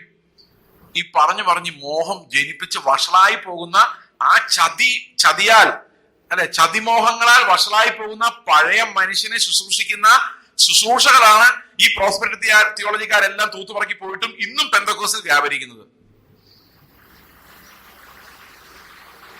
അവര് പോയി, പക്ഷെ അവരുടെ ആ വിഷം ഇപ്പോഴും ഇതിനകത്ത് നമ്മുടെ യഥാർത്ഥ പ്രത്യാശ എടുത്തു കളയുന്ന, ക്രിസ്തുവിന്റെ തേജസ്സിനെ നോക്കാൻ പറ്റാത്ത, കാറ്റുപോലെ വീശാൻ പറ്റാത്ത ഒരവസ്ഥയിൽ ലോകത്തിലെ മറ്റു മതക്കാർ എന്തിനു വേണ്ടി പ്രാർത്ഥിക്കുന്നോ, വിഘ്നങ്ങൾ മാറാനും ഐശ്വര്യം ലഭിക്കാനും രോഗങ്ങൾ മാറാനും വേണ്ടി പ്രാർത്ഥിക്കുന്ന അതേ പ്രാർത്ഥനയിലേക്ക് നമ്മൾ വന്നപ്പോൾ നമ്മുടെ ലൈഫും സ്നേഹത്താൽ ബേസ്ഡ് അല്ല, നമ്മുടെ ലൈഫും എന്റർടൈൻമെന്റ് ബേസ്ഡ്, രസം ബേസ്ഡ് ആയി മാറി. അതുകൊണ്ട് ഡൈവോഴ്സുകൾ വർദ്ധിക്കുന്നു. അതുകൊണ്ട് കുഞ്ഞുങ്ങൾ അവരുടെ എന്റർടൈൻമെന്റ് നോക്കുന്നു. അവരുടെ എന്റർടൈൻമെന്റ് നമ്മൾ സമ്മതിച്ചില്ലെങ്കിൽ അവർ റിബൽ ചെയ്യുന്നു. ഇത് മുഴുവൻ ക്രിസ്തു എന്ന കേന്ദ്രമായ ആ സെൻട്രൽ സ്റ്റോണിൽ നിന്ന്, മൂലക്കല്ലിൽ നിന്ന് അകന്നു പോയതിന്റെ അടയാളങ്ങളാണ്. സമ്മതിച്ചോ? ഇതാണ് ഇന്നത്തെ ടൈംസ്, സഭയ്ക്കകത്തുള്ള കാലഘട്ടം. ഇനി എതിർ ക്രിസ്തുവിന്റെ മാനിഫെസ്റ്റേഷൻ എന്ന് പറയുന്നത് 2 പ്രധാനപ്പെട്ട തലത്തിലാണുള്ളത്. ഒന്ന്, സഭയ്ക്കകത്തുള്ള ശുശ്രൂഷകളിൽ. ഇത് ആറ്റിറ്റ്യൂഡിൽ പൂർണ്ണം പറഞ്ഞു, മൊത്തം 3 എന്നല്ല ഞാൻ പറഞ്ഞത്. ഓക്കെ. മറ്റൊന്ന്, ശുശ്രൂഷകരിൽ കാണുന്ന ഒരു പ്രതിഭാസമാണ് അഭിഷിക്തന്മാര് എന്ന് പറയുന്ന ഒരു വർഗം. ഈ അഭിഷിക്തൻ എന്ന് പറയുമ്പം നമുക്ക് എന്താ സംഭവിക്കുന്നത്? അഭിഷിക്തൻ എന്ന് പറഞ്ഞു കഴിഞ്ഞാൽ അതിന്റെ ഗ്രീക്കിൽ എന്താ പറയുന്ന അറിയോ? ഗ്രീക്കില് ക്രിസ്റ്റോസ്. അഭിഷിക്തൻ എന്നുള്ളതിന്റെ ഗ്രീക്ക് വാക്ക് ക്രിസ്തു എന്നാണ്. അതിന്റെ ഹീബ്രു വാക്ക് മെസ്സിഹ എന്നാണ്. അപ്പൊ ഇനി അഭിഷിക്തൻ നിങ്ങളോട് സംസാരിക്കുന്നവരോ നമ്മൾ എന്താ പറയുന്നത്? ഇനി ക്രിസ്തു നിങ്ങളോട് സംസാരിക്കും. അപ്പൊ നിങ്ങൾ വിചാരിക്കും, അയ്യോ ഞങ്ങൾ അങ്ങനൊന്നും ഉദ്ദേശിച്ചൊന്നുമല്ല, ഞങ്ങൾ അഭിഷേകമുള്ളവരെല്ലാം അഭിഷിക്തന്മാരെന്നാ പറയുന്നത്. അല്ലല്ല, അത് ചുമ്മാ പറയുന്നത്. നമ്മളെല്ലാവരും അഭിഷേകമുള്ളവരല്ലേ? അഭിഷേകമുള്ളവരൊക്കെ ഒന്ന് കൈവയ്ക്കും. നിങ്ങളെ ആരും അഭിഷിക്തം എന്ന് വിളിക്കുന്നില്ല. ഈ അഭിഷിക്തം എന്ന് വിളിക്കുന്ന അഭിഷേകമുള്ളവരെ അല്ല, അഭിഷിക്തം എന്ന് വിളിക്കുന്ന ശുശ്രൂഷ ഉള്ളവരെയാണ്. മനസ്സിലായോ? പഴയ നിയമത്തിൽ അങ്ങനെ അഭിഷേകം കൊണ്ടായിരുന്നു ശുശ്രൂഷ കൊണ്ടിരുന്നത്. പ്രവാചകന്റെ അഭിഷേകം ഉണ്ടായിരുന്നു, അല്ലെ, രാജാവിന്റെ അഭിഷേകം ഉണ്ടായിരുന്നു. ഇന്ന് ക്രിസ്തുവിന്റെ അഭിഷേകം നമ്മളിൽ എല്ലാവരിലും ഉണ്ട്. മനസ്സിലാവുന്നുണ്ടോ? അപ്പൊ അഭിഷിക്തൻ എന്ന് പറയുന്ന ഒരാളെ മാറ്റി നിർത്തി കഴിയുമ്പോൾ എന്ത് സംഭവിക്കുന്നറിയോ? അപ്പൊ ഞാൻ നിങ്ങളോട് ശുശ്രൂഷിക്കുന്ന എന്റെ പ്രത്യേക അഭിഷേകമല്ല, എനിക്ക് നിങ്ങൾക്കുള്ളതെല്ലാം ക്രിസ്തുവിന്റെ ഒരേ അഭിഷേകം തന്നെയാണ്. പിന്നെ ഞാൻ നിങ്ങളോട് സംസാരിക്കുന്നത് എനിക്ക് ലഭിച്ച ഉപദേഷ്ടാവ് എന്നുള്ള കൃപാവരത്തിൽ നിന്നാണ് സംസാരിക്കുന്നത്. നമ്മളെല്ലാം സഭയോട് ചേരുമ്പോൾ നമുക്കെല്ലാം ഓരോ തരത്തിലുള്ള കൃപാവരങ്ങളാണ് ലഭിക്കുന്നത്. പുതിയ നിയമത്തിന്റെ ശുശ്രൂഷകളല്ല, ഇടയ ശുശ്രൂഷ വരം, പിന്നെ പ്രവചന വരം, ഉപദേഷ്ടാവിന്റെ വരം, സുവിശേഷകന്റെ വരം, ഇതെല്ലാം സഭയെ പരിപാലിക്കാനുള്ള കൃപാവരങ്ങളാണ്. ഇനി അഭിഷിക്തം എന്ന് വിളിക്കുന്ന മാത്രമല്ല അവിടുത്തെ പ്രശ്നം. ഇന്നത്തെ ന്യൂ ജനറേഷൻ കൾട്ടുകൾ നിങ്ങൾ ശ്രദ്ധിച്ചാൽ, ഇത് IPCയിലും ചർച്ച് ഓഫ് ഗോഡ് ഒന്നും അത്ര എവിഡന്റ് അല്ല. അതിന്റെ പ്രധാനപ്പെട്ട കാര്യം എന്ന് വെച്ച് കഴിഞ്ഞാൽ, ഈ പാസ്റ്റർ 3 വർഷം അല്ലെങ്കിൽ 5 വർഷം വേണ്ടി നിന്ന് അടുത്ത ആൾ വരും. ഇവിടെ പാസ്റ്റർക്ക് ഒരു പരിധി വരെ സ്ഥാനമുള്ളൂ. പക്ഷെ നിങ്ങളൊരു ന്യൂ ജനറേഷൻ കൾട്ടിലേക്ക് നോക്കിക്കഴിഞ്ഞാൽ അവിടെ ഒരൊറ്റ മനുഷ്യന്റെ അഭിഷേകത്തിന്റെ നിഴലിലാണ് അവിടെയുള്ള സകല മനുഷ്യരും ഇരിക്കുന്നത്. എന്ന് പറഞ്ഞു കഴിഞ്ഞാൽ, എനിക്കൊരു തലവേദന ഉണ്ടായാൽ എനിക്ക് കർത്താവിന്റെ അടുത്തേക്ക് കടന്നു ചെല്ലാൻ പറ്റത്തില്ല, കാരണം ഞാൻ ഉഴപ്പിത്തിരിഞ്ഞ് ജീവിക്കുന്നയാളാണ്. അപ്പൊ പെട്ടെന്ന് കർത്താവ് പ്രാർത്ഥന കേൾക്കുന്ന ആര് പ്രാർത്ഥിച്ചാലാ? ഈ അഭിഷിക്തം പ്രാർത്ഥിക്കുമ്പോഴാണ്. അപ്പൊ നമ്മുടെ എല്ലാ വിഷയങ്ങളും അഭിഷിക്തനൊന്ന് പ്രാർത്ഥിച്ചാൽ നമുക്ക് സമാധാനമാണ്. നിങ്ങൾക്കുണ്ടോ ഈ അസുഖം? ഞാൻ നിങ്ങളുടെ രഹസ്യം പറയട്ടെ. യേശുക്രിസ്തു നമുക്കായി മഹാപുരോഹിതനായി സ്വർഗത്തിലുള്ളത് കൊണ്ടും അവൻ ദേഹമെന്ന തിരശ്ശീല നമുക്ക് കീറി എന്നേക്കും പിതാവിന്റെ കൃപാസനത്തിലേക്ക് നമുക്കൊരു പ്രവേശനം തന്നിരിക്കുന്നത് കൊണ്ടും ഏത് മനുഷ്യനും ഏത് സമയത്തും കൃപാസനത്തിലേക്ക് ധൈര്യമായി അബ്ബാ പിതാവേ എന്ന് വിളിച്ച് കടന്നു ചെല്ലാൻ കഴിയുമ്പോൾ എനിക്ക് അവിടെയുള്ള പ്രവേശനവും നിങ്ങൾക്ക് അവിടെയുള്ള പ്രവേശനവും എല്ലാം സീറോയാ, കണക്കാ. യേശുക്രിസ്തു എന്നൊരു ഒറ്റ മധ്യസ്ഥൻ ഉള്ളത് കൊണ്ടാണ് നമ്മൾ ധൈര്യമായിട്ട് ആ കൃപാസനത്തിലേക്ക് കടന്നു ചെല്ലുന്നത്. അതിനകത്ത് ചേസ് എന്നുള്ളൊരു മധ്യസ്ഥൻ ഒരു ക്വാളിറ്റിയും ആഡ് ചെയ്യുന്നില്ല. എത്ര പേർക്ക് മനസ്സിലായി ഞാൻ പറഞ്ഞത്? അപ്പൊ കത്തോലിക്ക സഭയിലൊക്കെ മരിച്ചുപോയ മധ്യസ്ഥന്മാരുള്ള പോലെ ഈ ന്യൂ ജനറേഷൻ ചർച്ചകളില് അവർ ക്രിസ്തുവിന് പകരം, അവർ ക്രിസ്തുവിനെ കുറിച്ച് ഒന്നും പറയുന്നില്ല. ദൈവത്തിന്റെ അടുത്ത് കാര്യം നടക്കാൻ ആര് വേണം? ഈ മധ്യസ്ഥൻ വേണം. So that's another antichrist അല്ലെ? അപ്പൊ യേശു ക്രിസ്തുവിന്റെ സ്ഥാനത്ത് കയറി നിൽക്കുന്ന ആളാരാ?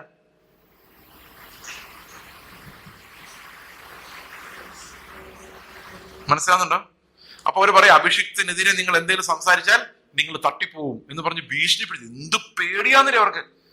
അതായത് they are in a slavish mind. അവർ അടിമകളെ പോലെയാണ്. അവർ എഴുന്നേക്കാൻ പറഞ്ഞ് എഴുന്നേക്കും. അവർ അടുത്തോടെ പോകുമ്പോൾ വിറയല. കാരണം അഭിഷിക്തൻ പോകുന്നു. ക്രിസ്തുവിന് കൊടുക്കുന്ന ബഹുമാനമാണ് ഈ കൾട്ടുകളിലുള്ള ലീഡർഷിപ്പിന് കൊടുക്കുന്നത്. അവരിവരെ ചൂഷണം ചെയ്ത് പിഴിഞ്ഞ് വെയിലത്തിടും, ഊറ്റിയെടുത്തിട്ട്. അപ്പോൾ ഈ അഭിഷിക്തന്മാർ വഴിയുള്ള പ്രാർത്ഥനകൾ, അതുകൊണ്ടാണ് പുതിയ നിയമത്തിൽ ഒരിടത്തും പ്രാർത്ഥനാ വരം എന്ന് പറഞ്ഞ് ആരെയും പ്രാർത്ഥനയുടെ മൊത്തക്കച്ചവടം ഏൽപ്പിക്കാത്തത്. ശ്രദ്ധിച്ചിട്ടുണ്ടത്? ബാക്കി എല്ലാ കൃപാവരങ്ങളും ഉണ്ട്. പ്രവചന വരം, ശുശ്രൂഷ വരങ്ങളുണ്ട്, അന്യഭാഷ വരമുണ്ട്, പിന്നെന്താ വ്യാഖ്യാന വരമുണ്ട്, രോഗശാന്തി വരമുണ്ട്, പരിജ്ഞാനത്തിന്റെ വരം, ജ്ഞാനത്തിന്റെ വരം, സഹായിക്കാനുള്ള വരം, 20ഓളം കൃപാവരങ്ങളുണ്ട്. പക്ഷെ പ്രാർത്ഥനാ വരം എന്നും പറഞ്ഞൊരു സാധനം, അതെന്തുണ്ടാന്ന് വെച്ച് കഴിഞ്ഞാൽ ഞാൻ നിങ്ങൾക്ക് വേണ്ടി പ്രാർത്ഥിക്കുന്ന പോലെ തന്നെയാണ് നിങ്ങൾ എനിക്ക് വേണ്ടി പ്രാർത്ഥിക്കുമ്പോഴും. പൗലോസ് ഇത്രയും വിശ്വാസികൾക്ക് വേണ്ടി പ്രാർത്ഥിച്ചിട്ട് പൗലോസ് പറയുന്നത് നിങ്ങൾ ഞങ്ങളെ ഓർത്തും പ്രാർത്ഥിക്കുവിൻ. കാരണം നമുക്കെല്ലാം യേശുക്രിസ്തു എന്ന മധ്യസ്ഥൻ വഴി പിതാവിന്റെ അടുത്തേക്ക് ഒരേ പ്രവേശനമാണുള്ളത്. ആ പ്രവേശനം ചില ആളുകൾ ഹൈജാക്ക് ചെയ്യുമ്പോൾ അവിടെ എന്താ സംഭവിക്കുന്നത്? ക്രിസ്തുവിലേക്കല്ല ഇവർ നോക്കുന്നത്, ഇവർ ഈ മധ്യസ്ഥനിലേക്കാണ് നോക്കുന്നത്. മനസ്സിലാവുന്നുണ്ട്? എതിർ ക്രിസ്തു എങ്ങനെ ഇതിനകത്ത് വന്ന് കയറിയേക്കുന്നു എന്നുള്ള കാര്യം. ഇതിന്റെ സ്വാധീനവും നമ്മുടെ ചർച്ചകളിലുണ്ട്. TPM വളരെ സ്ട്രോങ് ആയിട്ടുള്ള ഒരു സാധനമാണത്. ക്രിസ്തുവിന്റെ അടുത്തേക്ക് പുരോഹിതന്മാർ വഴിയുള്ള പ്രവേശനം, അല്ലെങ്കിൽ ഇടനിലക്കാർ വഴിയുള്ള പ്രവേശനം. സഹോദരങ്ങളെ, പരിപാലന വരം അല്ലെങ്കിൽ ഉപദേഷ്ടാവിന്റെ വരം എന്ന് പറയുന്ന കൃപാവരം എനിക്ക് കർത്താവിന്റെ സ്ഥാനത്ത് നിങ്ങളെക്കാൾ പ്രത്യേകമായ ഒരു പ്രവേശനം തരുന്നില്ല. ഇത്രയൊക്കെ മനസ്സിലായി? നിങ്ങൾ എന്ത് വിശ്വാസത്തോടെ പിതാവിന്റെ അടുത്തേക്ക് ചെല്ലുന്നോ അതേ വിശ്വാസത്തോടെ എനിക്കും ചെല്ലാൻ പറ്റുള്ളൂ. ഞാനും നിങ്ങളും എല്ലാം ക്രിസ്തു എന്ന മധ്യസ്ഥനിലൂടെ മാത്രം പിതാവിന്റെ മുമ്പിൽ നിൽക്കാൻ യോഗ്യരായവരാണ്. യേശുക്രിസ്തുവിന്റെ മെറിറ്റിലാണ് നമ്മൾ എല്ലാവരും പിതാവിന്റെ മുമ്പിൽ നിൽക്കുന്നത്. ഇത്രയൊക്കെ മനസ്സിലായി ഞാൻ പറഞ്ഞത്? അപ്പൊ പാസ്റ്ററുടെ പണി എന്താ? നമ്മൾ വിചാരിച്ചോണ്ടിരുന്ന നമ്മുടെ പിള്ളേർക്ക് ഡിഗ്രി കിട്ടാൻ വേണ്ടിയും ജോലി കിട്ടാൻ വേണ്ടിയും നമ്മുടെ വീട്ടിലെ കാര്യങ്ങൾ നടക്കാൻ, വീട് പണി കംപ്ലീറ്റ് ആക്കാൻ വേണ്ടിയും ജോലിയിൽ ശമ്പളം കൂടി കിട്ടാൻ വേണ്ടിയൊക്കെ പ്രാർത്ഥിക്കാൻ വേണ്ടി വച്ചിരിക്കുന്ന ആളാണ് പാസ്റ്റർ. നിങ്ങൾ വിചാരിച്ചിട്ടുണ്ടെങ്കിൽ തെറ്റിപ്പോയി. അതല്ല പാസ്റ്ററുടെ പണി. നിങ്ങളുടെ ആത്മീക അഭിവൃദ്ധിക്ക് വേണ്ടി നിങ്ങൾക്ക് ആഹാരം തരികയും പരിപാലിക്കുകയും വഴക്ക് പറഞ്ഞെടുത്ത് വഴക്ക് പറയുകയും ക്രിസ്തുവിൽ നിങ്ങളെ സ്ഥിരപ്പെടുത്തുകയും നടത്തുകയും പത്യോപദേശത്തിൽ ഉറപ്പിക്കുകയും ആരെങ്കിലും വേദനയോടിരിക്കുന്നെങ്കിൽ അവരെ ആശ്വസിപ്പിക്കുകയൊക്കെ ചെയ്യുന്ന ഒരു ഇടയനാണ് പാസ്റ്റർ. മനസ്സിലാവുന്നുണ്ടോ? He is not a mediator between God and you. We have only one mediator, and that's Christ who gave himself for us, breaking his own body. മനസ്സിലായോ? അപ്പോൾ ഇവിടെ എതിർ ക്രിസ്തുക്കൾ കയറി വരുന്ന വഴികളാ ഞാൻ പറഞ്ഞു. ഇവരെന്ത് പറഞ്ഞാലും ഇവർക്ക് ഒരു കുഴപ്പമില്ല. ആർക്കാ? ഈ അനുയായികൾക്ക് ഒരു കുഴപ്പമില്ല. യേശുക്രിസ്തു ഒരു പരാജയമാണെന്ന് അവർ പ്രസംഗിച്ചാലും ഹല്ലേലൂയ എന്ന് പറയും ബാക്കിയുള്ളവരില്ല. ഞാൻ ഇപ്പോഴും ഓർക്കുന്നുണ്ട്, ഒരു വലിയ അഭിഷിക്തൻ എന്ന് പറയുന്ന ഒരുത്തൻ വന്ന് പ്രസംഗിക്കുകയാണ്. യേശുക്രിസ്തു മരണസമയത്ത് ദൈവമല്ലായിരുന്നു. 5 തെളിവുകൾ. 5 തെളിവുകൾക്കും ഇവരെല്ലാം ഹല്ലേലൂയ പറഞ്ഞ് ഇളകി മറിയുമായിരുന്നു. ഈ ജനം, അന്ധന്മാർ, ഒന്നും മനസ്സിലാക്കാത്തവർ. മനസ്സിലാകുന്നുണ്ടോ? അപ്പോൾ നമ്മൾ എന്ത് ചെയ്യും? നമ്മൾ പതുക്കെ പതുക്കെ പ്രാർത്ഥിക്കുന്ന പണി മറ്റുള്ളവരെ ഏൽപ്പിച്ചിട്ട് നമ്മൾ നമ്മുടെ പണിയായിട്ട് നടക്കുക. ഇന്ന് കർത്താവിന്റെ അടുത്തേക്ക് കടന്നു ചെന്ന് മക്കളെന്ന അവകാശത്തോടെ അബ്ബാ പിതാവേ എന്ന് വിളിക്കാൻ പുത്രന്റെ രക്തത്തിൽ ആശ്രയിച്ച് കിടന്നെല്ലാം നിങ്ങൾക്ക് പറ്റുന്നുണ്ടെങ്കിൽ നിങ്ങൾ ഇപ്പോഴും ആ പുത്രത്വം എൻജോയ് ചെയ്യുന്നുണ്ട്. അതല്ലെങ്കിൽ നിങ്ങൾ അതിൽ നിന്ന് കണക്ഷൻ വിട്ടുപോയി. ഈ എതിർ ക്രിസ്തുവിന്റെ മർമ്മം, ഇതൊന്നും എതിർ ക്രിസ്തുക്കളല്ല, ആ എതിർ ക്രിസ്തുവിന്റെ മർമ്മമാണ്. അതായത് move you away from Christ, move you into other people. ഒരു ടീച്ചറിന്റെ പുറകെ അല്ലെങ്കിൽ ഒരു ഒരു ഒരു ഒരു ഇത്തിരി എക്സ്ട്രാ സോൾ പവർ ഉള്ള ശുശ്രൂഷകരുടെ പുറകെ നമ്മളെ ആക്കി മാറ്റുന്ന ഒരു തന്ത്രമാണ് ക്രിസ്തുവിന്റെ ഏകാഗ്രത നമ്മളെ അകറ്റിക്കളയുന്ന ഒരു മർമ്മമാണത്. ഇനി മൂന്നാമത് ഒരു സാധനം കൂടെ ഉണ്ട്. അത് മനസ്സിലാക്കണമെങ്കിൽ കുറച്ചുകൂടെ കട്ടിയാണ്. ഓക്കെ, ഇതൊരു സെൽഫ് റൈച്ചസ് സ്പിരിറ്റ് ആണ്. ഞാനത് എക്സ്പ്ലെയിൻ ചെയ്യാൻ ശ്രമിക്കാം. നമ്മൾ ബൈബിൾ വായിക്കുമ്പം, പ്രത്യേകിച്ച് പുതിയ നിയമം വായിക്കുമ്പോൾ ഏതാ വായിക്കാൻ എളുപ്പം? പഴയ നിയമം വായിക്കാനാണ് പുതിയ നിയമം വായിക്കാനാണ് എളുപ്പം?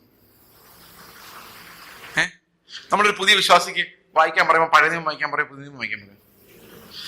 ഈ പുതിയ നിയമം വായിക്കാൻ ഭയങ്കര എളുപ്പമാണോ? ശരിക്കും ഭയങ്കര പാടാണ്. അതിന്റെ കാര്യം എന്താണെന്ന് വെച്ച് കഴിഞ്ഞാൽ ഈ പുതിയ നിയമത്തിലെ കൽപ്പനകളൊന്നും നമ്മളെ കൊണ്ട് അനുസരിക്കാൻ പറ്റുന്നതല്ലെന്നാണ് പ്രശ്നം. അതായത്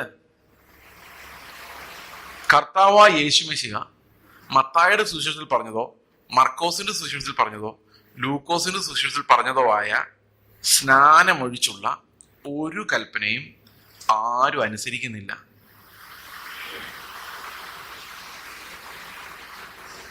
എക്സാമ്പിൾ, നിന്റെ വലത് കണ്ണ് നിനക്ക് ഇടർച്ച വരുന്നുണ്ടെങ്കിൽ, ഞാൻ ഈ പറഞ്ഞുകൊണ്ടിരിക്കുമ്പോൾ നിങ്ങൾ ചെയ്തിട്ടുണ്ടെങ്കിൽ കൈപോക്കണേ, അനുസരിച്ചിട്ടുണ്ടെങ്കിൽ, നിന്റെ വലത് കണ്ണ് നിനക്ക് ഇടർച്ച വരുന്നുണ്ടെങ്കിൽ ചൂഴ്ന്നെടുത്ത് നിങ്ങളുടെ പുതപ്പെടുക്കാൻ ശ്രമിക്കുന്നവനെ വിളിച്ചു വരുത്തി സ്നേഹമായിട്ട് ഉടുപ്പും കൂടെ കൊടുത്തു വിടുക. അത് ഇന്ന് പുതപ്പ് ഉടുപ്പൊക്കെ ഇഷ്ടം പോലെ ഉണ്ട്. ഞാൻ പറയുന്ന എക്സാമ്പിൾ എന്ന് വെച്ച് കഴിഞ്ഞാൽ, നിങ്ങളുടെ മൊബൈൽ ഫോൺ എടുത്ത് മോഷ്ടിക്കാൻ ശ്രമിച്ചാൽ അതിന്റെ ചാർജറും കൂടെ കൊടുത്തു വിടുക. അല്ലെങ്കിൽ നിങ്ങളുടെ വീട്ടിലൊരു കല്യാണം, ഏതെങ്കിലും നിങ്ങൾ ചെയ്തിട്ടുണ്ടെങ്കിൽ കയ്യൊന്ന് പോക്കണേ. നിങ്ങളുടെ വീട്ടിലൊരു കല്യാണം നടക്കുമ്പോൾ തിരിച്ച് നിങ്ങളെ വിളിച്ച് ചായ തരാനോ ഗിഫ്റ്റ് തരാനോ കഴിവില്ലാത്ത വഴിയിരിക്കുന്ന കുരുടരെയും മുടന്തരെയും കുഷ്ഠരോഗികളെയും വിളിക്കുക. ഓക്കെ, ആരുമില്ലല്ലേ? നിങ്ങളുടെ സ്വത്ത് വിറ്റ് ദരിദ്രർക്ക് കൊടുത്തിട്ട് തന്നെ അനുഗമിക്കുക. എന്റെ ദൈവമേ, നിങ്ങളുടെ സുവിശേഷം പറയാൻ പോകുമ്പോൾ ഒരു ബാഗ് എടുക്കരുത്, എക്സ്ട്രാ ഡ്രസ്സ് എടുക്കരുത്. ഞാനിപ്പോ സുവിശേഷം പറയാൻ വന്നതിന് ബാഗ് കൊണ്ട് ഡ്രസ്സും ഉണ്ട്. എടുക്കരുത്. പേഴ്സ് എടുക്കരുത്, പേഴ്സും പോക്കറ്റിൽ കിടപ്പുണ്ട്. ഒരു രക്ഷയില്ല. സത്യം പറഞ്ഞ യേശു കർത്താവ് പറഞ്ഞ ഒരൊറ്റ കൽപ്പന പോലും, ശത്രുക്കളെ സ്നേഹിപ്പിൻ, ഉപദ്രവിക്കുന്നവർക്ക് വേണ്ടി പ്രാർത്ഥിപ്പിൻ, ഒരു കൽപ്പന പോലും വ്യഭിചാരം ചെയ്യരുത്. നേരത്തെ വ്യഭിചാരം ചെയ്താലേ പ്രശ്നം ഉണ്ടായിരുന്നുള്ളൂ. ഇപ്പം സ്ത്രീയെ മോഹിക്കേണ്ടത് നമ്മൾ നോക്കുന്നവനെല്ലാം നേരത്തെ കൊലപാതകം ചെയ്താലേ പ്രശ്നം ഉണ്ടായിരുന്നുള്ളൂ. കർത്താവ് വന്നു കഴിഞ്ഞപ്പോഴേക്കും സഹോദരനോടെ കുറിച്ച് ഇങ്ങനെ പറയാന്ന് വിചാരിച്ചോ, അവനൊന്നും വിവരമില്ല, ബുദ്ധി ഇല്ലാത്തവനാ എന്ന് പറഞ്ഞു കഴിഞ്ഞാൽ നമ്മൾ അഗ്നിനരകത്തിൽ പോയിന്നാ. ഭയങ്കര പാടല്ലേ? നീതിമാന്മാരൊക്കെ ഒന്ന് കൈവക്കി. നീതിമാന്മാര് സ്വർഗത്തിൽ പോകുന്ന ഉറപ്പുള്ളവരെന്ന് കൈവക്കി. കർത്താവിന്റെ കൽപ്പന അനുസരിച്ച് വരുന്ന കൈവക്കി. ഓ, എനിക്ക് സമാധാനമായി. ഞാൻ ഓർത്തിന് നിങ്ങൾ ആരെങ്കിലും ഇവിടെ ഉണ്ടോന്ന്. ഇത്തിരി വെള്ളോടെ കുടിക്കട്ടെ.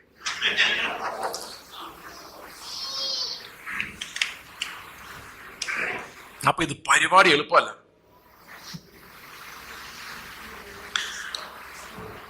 ഇത്രയും നേരം നീതിമാന്മാരാണ്, ഞാൻ എന്റെ ഭർത്താവിനേക്കാളും ഭേദമാണ്, എന്റെ ഭാര്യയെക്കാളും ഭേദമാണ്, എന്റെ അയൽക്കാരെക്കാളും ഭേദമാണെന്ന് ചിന്തിച്ചുകൊണ്ടിരുന്നത് നിങ്ങൾ എല്ലാവരും ഇപ്പം പാപികളായി മാറിയില്ലേ? മാറിയില്ലേ?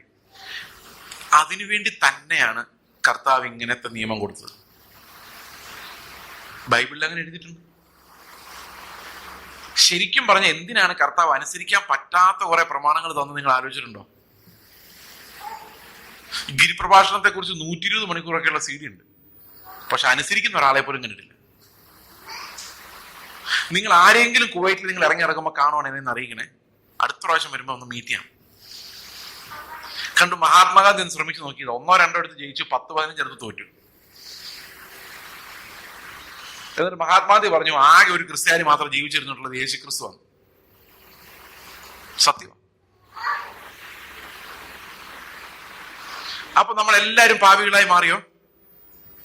ഓക്കെ, ഇനി നോക്കിക്കേ, ഇത് നമ്മുടെ സാക്ഷ്യം എന്താന്നായി പറഞ്ഞു വരുന്നത്, എതിർ ക്രിസ്തു എന്താന്ന് അതിന്റെ കൂടെ വരും.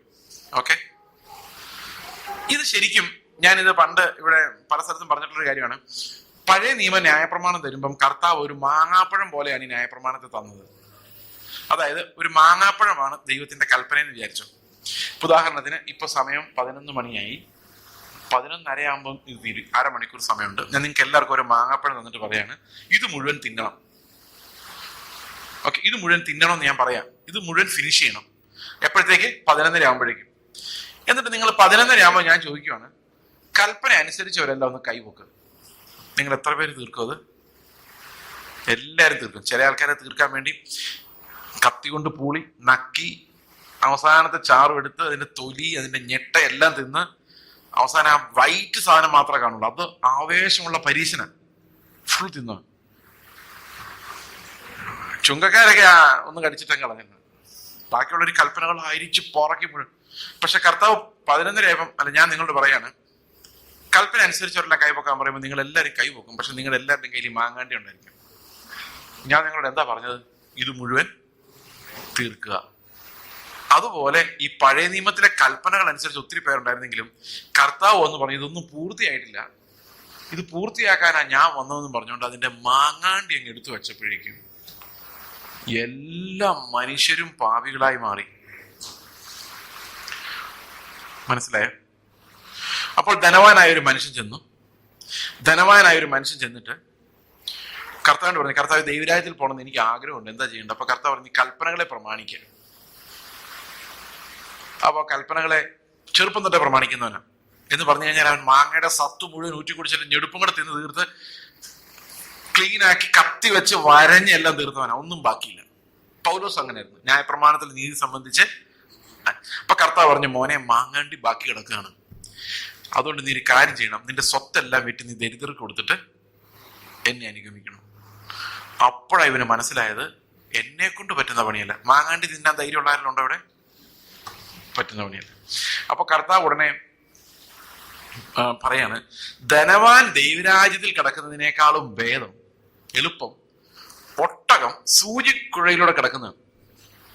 അപ്പൊ പൈസ ഇല്ലാത്തവരിലായിരിക്കും. കണ്ടോ, ഇതാണ് കർത്താവ് ധനവാന്മാരെ കുറിച്ച് പറഞ്ഞത്. കണ്ടോ, ഇവന്മാരൊന്നും വെയിറ്റ് ഞാൻ അങ്ങോട്ട് വരുവാണ്.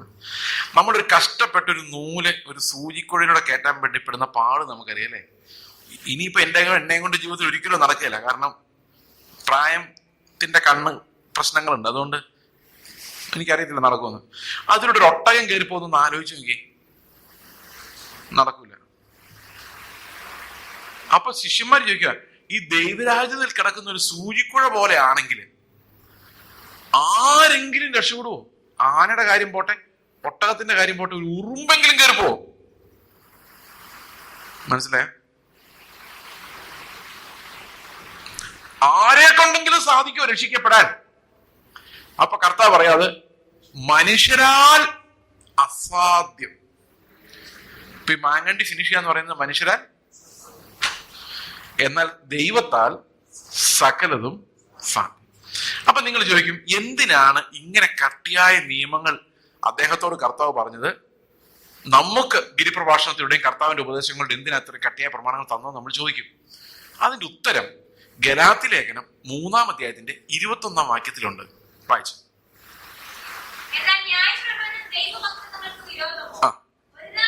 ന്യായപ്രമാണം ദൈവവാഗ്ദത്തങ്ങൾക്ക് വിരോധമോ ഒരു നാളുമല്ല, ജീവിപ്പിക്കാൻ കഴിയുന്ന ഒരു ന്യായപ്രമാണം നൽകിയിരുന്നുവെങ്കിൽ അത് വാസ്തവമായും നീതിക്ക് ആധാരമാകുമായിരുന്നു. പക്ഷെ ജീവിപ്പിക്കാൻ പറ്റുന്നൊരു പ്രമാണം തന്നില്ല. അതുകൊണ്ട് നമുക്ക് ആധാരമായിട്ട് ഒരു നീതി എടുത്ത് പറയാൻ പറ്റുന്നില്ല. മനസ്സിലാകുന്നുണ്ടോ? മനസ്സിലായി ഞാൻ പറയുന്നത്? എന്നിട്ട് കർത്താവ് എന്ത് ചെയ്യുന്നു നോക്കി, അടുത്ത വാക്യം, എങ്കിലും വിശ്വസിക്കുന്നവർക്ക് വാഗ്ദത്തം യേശുക്രിസ്തുവിലെ വിശ്വാസത്താൽ ലഭിക്കേണ്ടതിന് തിരുവെഴുത്ത് എല്ലാറ്റിനെയും പാപത്തിന് കീഴെ അടച്ചു കളഞ്ഞു. അപ്പൊ എങ്ങനെയാ കർത്താവ് നമ്മളെല്ലാം പാപത്തിന് കീഴെ അടച്ചു കളഞ്ഞത്? ജീവിപ്പിക്കാൻ കഴിയുന്ന ഒരു പ്രമാണം തരാതെ കട്ടിയായിട്ടുള്ള പ്രമാണം തന്ന് ഇന്ന് ഈ PCKയിൽ രാവിലെ കൂടി വന്നിരിക്കുന്ന എല്ലാവരെയും കർത്താവ് എന്ത് ചെയ്തു? എന്തിലടച്ചു? പാപത്തിന് കീഴെ. ആ ഗിരിപ്രഭാഷണം വായിച്ചപ്പോ അങ്ങനെ വന്നില്ലേ? എത്ര പേര് പാപത്തിന് കീഴാന്ന് മനസ്സിലായി? അതിനുവേണ്ടിയാ ന്യായപ്രമാണം തന്നേക്കുന്നത്. എന്തിനു വേണ്ടിയാ? ന്യായപ്രമാണം നമ്മൾ പാപികളാണെന്നും നമുക്ക് രക്ഷകനെ ആവശ്യമുണ്ടെന്നും നമ്മളെ ബോധ്യപ്പെടുത്തി തരുന്ന ശിശുപാലകനാണ് ദൈവം നമുക്ക് തന്നിരിക്കുന്ന ന്യായപ്രമാണം. അത് മാത്രമല്ല, നമ്മളെ നീതിമാന്മാരാക്കാൻ വേണ്ടി അല്ല ന്യായപ്രമാണം, പിന്നെയോ നമ്മളുടെ തിന്മ തടയാൻ വേണ്ടിയും ഈ തിന്മ ഒത്തിരിയുള്ള മനുഷ്യനെ അടച്ചു സൂക്ഷിക്കാൻ വേണ്ടി. അടുത്ത വാക്യം നോക്കി. വിശ്വാസം വരുന്നതിന് മുൻപേ നമ്മെ നാളെ നമ്മളിൽ വെളിപ്പെടാനൊരു വിശ്വാസം ഉണ്ട്. അതിന് മുമ്പ് ന്യായപ്രമാണത്തിന് കീഴിൽ നമ്മൾ എന്ത് ചെയ്തിരിക്കുന്നു? പാപത്തിൽ വീഴാതെ, മാരക പാപങ്ങൾ ചെയ്യാതെ നമ്മൾ എന്ത് ചെയ്തു? ഈ ന്യായപ്രമാണം വെച്ച് പൂട്ടി വെച്ചു. പക്ഷെ അപ്പോഴും നമ്മളെല്ലാവരും എന്തിന്റെ കീഴിലാ? പാപത്തിന്റെ. എന്തിനാണ് ഇങ്ങനെ ആക്കി വെച്ചത്? ഞാനൊരു ചെറിയ ഉദാഹരണം പറയാം. ഇപ്പൊ ഞാൻ സ്വർഗത്തിൽ പോകാന്ന് വെച്ചാൽ, സൽപ്രവൃത്തി ചെയ്ത ഒരു മനുഷ്യൻ, മിസ്റ്റർ എ, അവൻ സ്വർഗത്തിലും, അല്ല ഞാൻ തന്നെ ആയിക്കോട്ടെ, ഞാൻ അത്ര മോശക്കാരനൊന്നും അറിയില്ല, എന്നെ തന്നെ പറഞ്ഞേക്കാം, ഞാൻ സ്വർഗത്തിലേക്ക് പോകുന്നു. അതേ സമയത്ത് കള്ളും കുടിച്ച് ഡ്രഗ് കുടിച്ച് റോട്ടിൽ കൂടെ നടക്കുന്നൊരു നരകത്തിലിട്ടും പോകുന്നു വെച്ചോ. ഓക്കെ, അങ്ങനെയാണല്ലോ ന്യായമായിട്ട്, അങ്ങനെയല്ലേ വേണ്ടത്? മനുഷ്യൻ നോക്കുമ്പോ നീതിമാൻ ആരാ? മര്യാദയ്ക്ക് ജീവിച്ച് പള്ളിയിൽ പോകുന്ന ഞാനല്ലേ നീതിമാൻ? കള്ളു കുടിക്കുന്നില്ല, സിഗരറ്റ് വലിക്കുന്നില്ല, തിയേറ്ററിൽ പോകുന്നില്ല, ബഹളം ഉണ്ടാക്കുന്നില്ല, പ്രശ്നം ഉണ്ടാക്കുന്നില്ല, ദശാംശം കൃത്യമായിട്ട് കൊടുക്കുന്നു, PCK ആണെങ്കില് PYP എല്ലാ മീറ്റിങ്ങിനും വരുന്നു, എല്ലാത്തിനകത്ത് പാട്ട് പാടുന്നു, ആക്റ്റീവ് ആണ്, ഗിറ്റാർ എല്ലാം ഉണ്ട്. ഇപ്പൊ ഞാൻ എങ്ങോട്ട് പോകണം? സ്വർഗത്തിൽ. അപ്പൊ ഈ നരകത്തിലോട്ട് പോകുന്നവൻ കർത്താവിനോട് ചോദിക്കുക, കർത്താവ് ഇത് എന്ത് ന്യായമാണ് എന്നെ നരകത്തിലേക്കും അവനെ സ്വർഗത്തിലേക്കും വിടുന്നത്? അപ്പൊ കർത്താവ് പറയും, നീ ജീവിച്ച ജീവിതം എങ്ങനെയല്ലേ എന്ന് ചോദിക്കാന്ന് വിചാരിച്ചോ. അപ്പൊ അവൻ പറയും, കർത്താവേ, അവൻ ജനിച്ച വീട്ടിലല്ല ഞാൻ ജനിച്ചത്, ഞാൻ ജനിച്ചത് തെരുവിൽ. എന്റെ അപ്പനും അമ്മ ചെറുപ്പത്തിൽ എന്നെ ഉപേക്ഷിച്ചു. എനിക്ക് നന്മ എന്താ തിന്മ എന്താന്ന് പറഞ്ഞു തരാൻ ആരും ഉണ്ടായിരുന്നില്ല.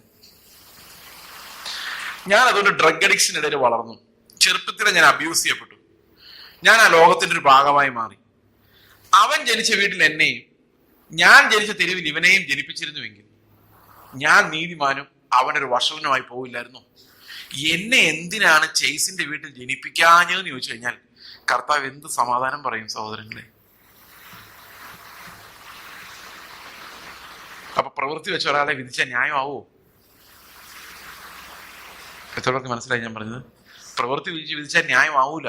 കാരണം ഒരു മനുഷ്യന്റെ പ്രവൃത്തി ഉണ്ടാകുന്നതിന് അവന്റെ മാതാപിതാക്കളുടെ അധ്വാനമുണ്ട്, അവന്റെ ജീനുകളുടെ ഫാക്ടറുണ്ട്, അവൻ വളർന്നു വന്ന അന്തരീക്ഷമുണ്ട്. ഇതെല്ലാം പലർക്കും വ്യത്യസ്തമാണ്.